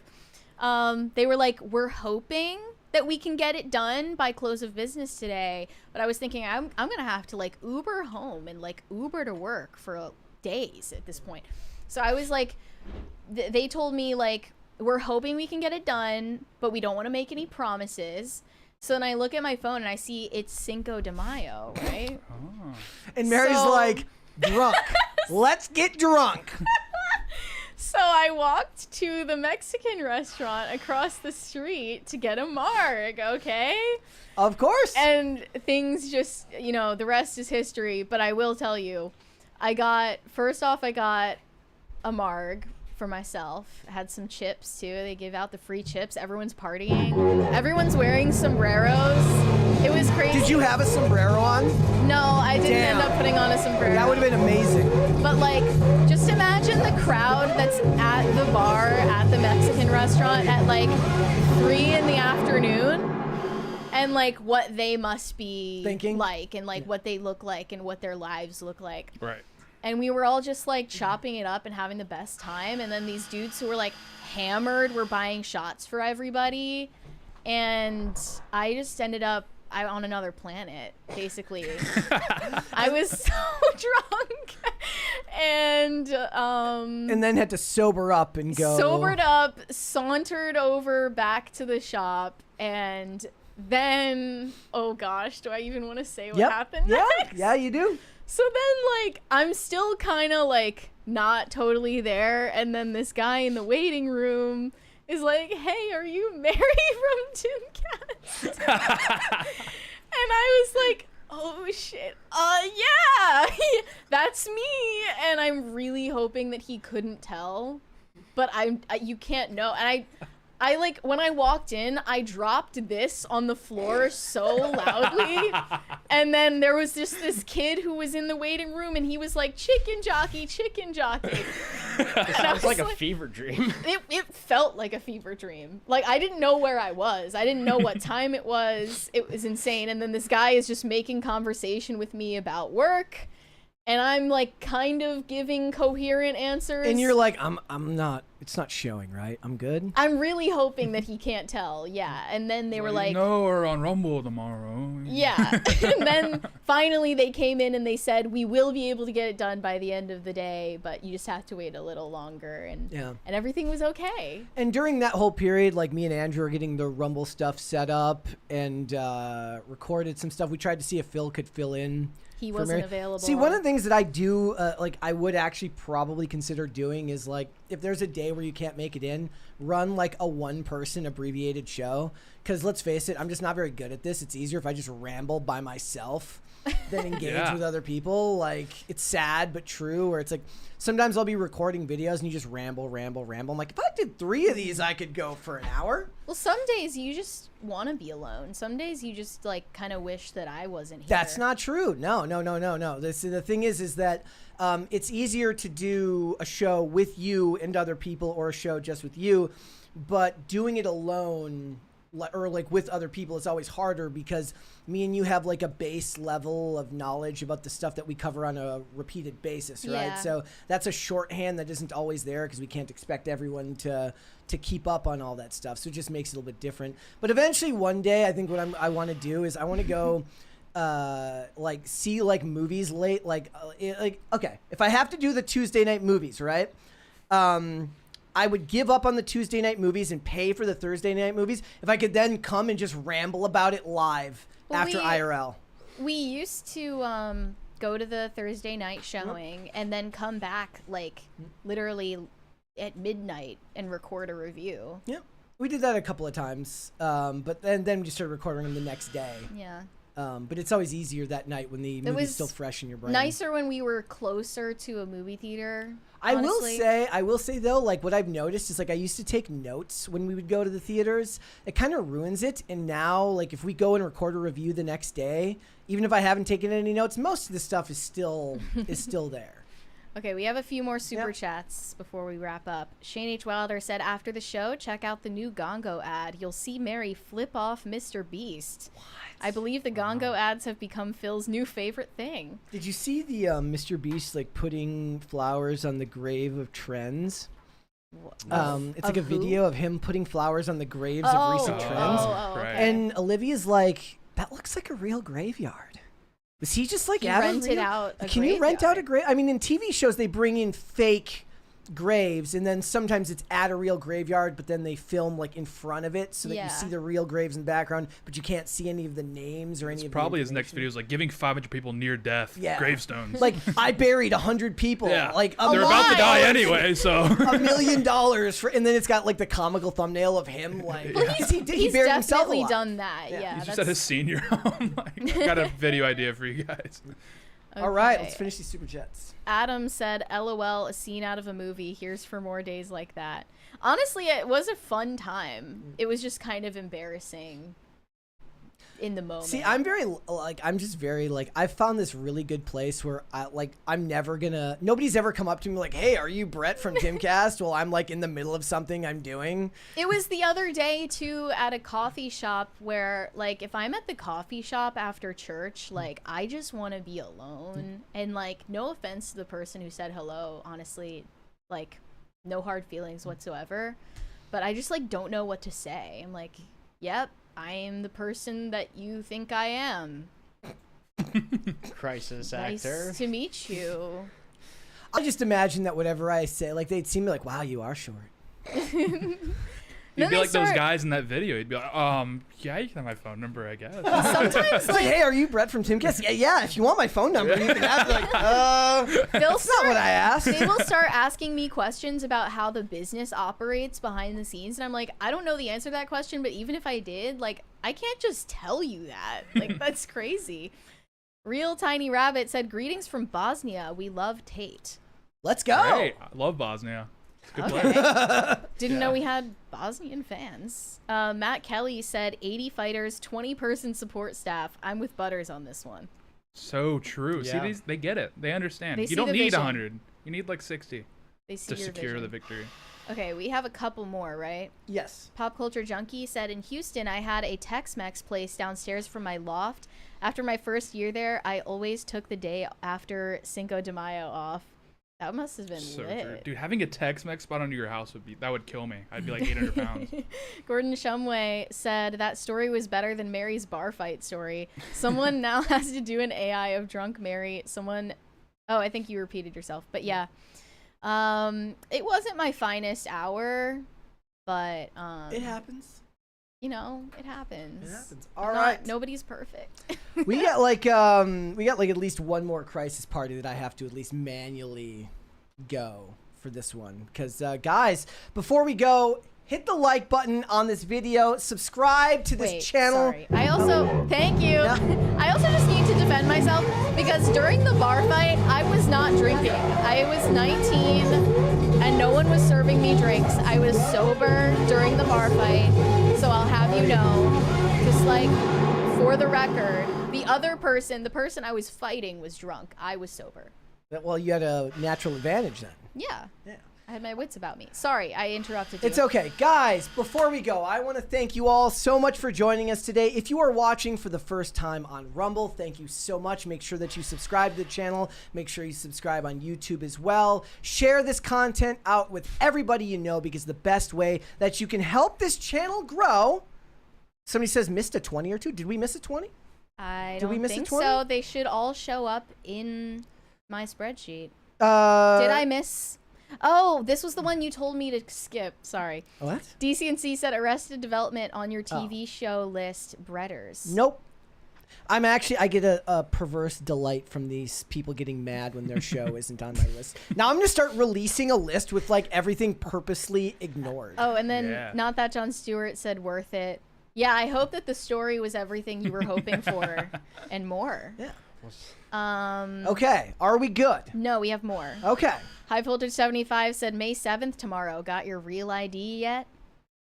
Does No. everyone here have their real Fuck ID? that. I have a special kind of ID that I can't disclose, so I don't need it. Okay, I do. But I think it's because I got my license, like, after they instituted that. Shane H. Wilder said, Gordon Shumway, I'm already thinking of how to meme this. Give me time, dog. Just capitalizing off of my humiliation. All right. DCNC, you know, just Yep. one last one. DCNC said missed a 20 or two. Yep. I think we read those, but I'm sorry if I missed any. I'm pretty sure we've read all of them now. All right. All right, guys, again, thank you so much for joining us. Hit the like button on the video. Subscribe to the channel if you are new here. Mary declares that we need to get to 1,000 subscribers on Rumble. Yes. Eventually. Where are we? I got to see where we're sitting Well, let at me now. check because I don't think We it's were- showing you the updated number. We have 186 followers, so hopefully outpacing fake PCC on Rumble. We had 1,000 yeah. subscribers with the hashtag BleachAndrew. I think that'd be good. Okay, the fake PCC now has 46 followers. Oh, we no. started Let's at go. 26, but we are at 186. Look for the green check mark. Yes. Okay. All right. Tate, where can they find you? You can find me at Real Tate Brown on X and Instagram. I am the #1 producer from Bosnia with Bosnian fans. I just want to let everyone know that. Okay. Huge in Bosnia, so yeah. All right, Andrew. Yeah. A_Minx, I think is my Twitter. Yeah. That's it. Hey. Let's go. And we have one more from Shane H. Wilder. We do it out of love, I think. Yeah, I hope so. You guys can send me validation on Instagram at Mary Archived, or you can send me hate on X. That is also Mary Archived. Gabe in the chat says, are you guys still going to be on YouTube? Oh, yes. Oh, yes, guys. Definitely. If you want to follow me, you can follow me on Instagram and on Twix at Brett Dasovic on both of those platforms. We are here normally 5 days a week, Monday through Friday, 3 p.m. Eastern Standard Time, which is noon Pacific. We are on Amazon Music, Apple Podcasts, Pandora, and Spotify. If you would like to listen rather than watch the show, you can rate and review on Apple Podcasts and on Spotify. We broke the 1,000 ratings by on 100. Spotify. Let's freaking go. And if you want to follow the show on social media, we are on Twix at PopCulture_show, Facebook at Pop Culture Crisis, Instagram at Pop Culture Crisis Pod. Mary, DCNC said, "You sure the margs were after you totaled your car, Maris?" Yeah, I am absolutely certain. No funny business. Okay, I was coping. I was getting drunk to cope with the fact that my car was totaled. With that being said, ladies and gentlemen, we will be back with another episode tomorrow. We will see y'all then. Bye. Bye everyone.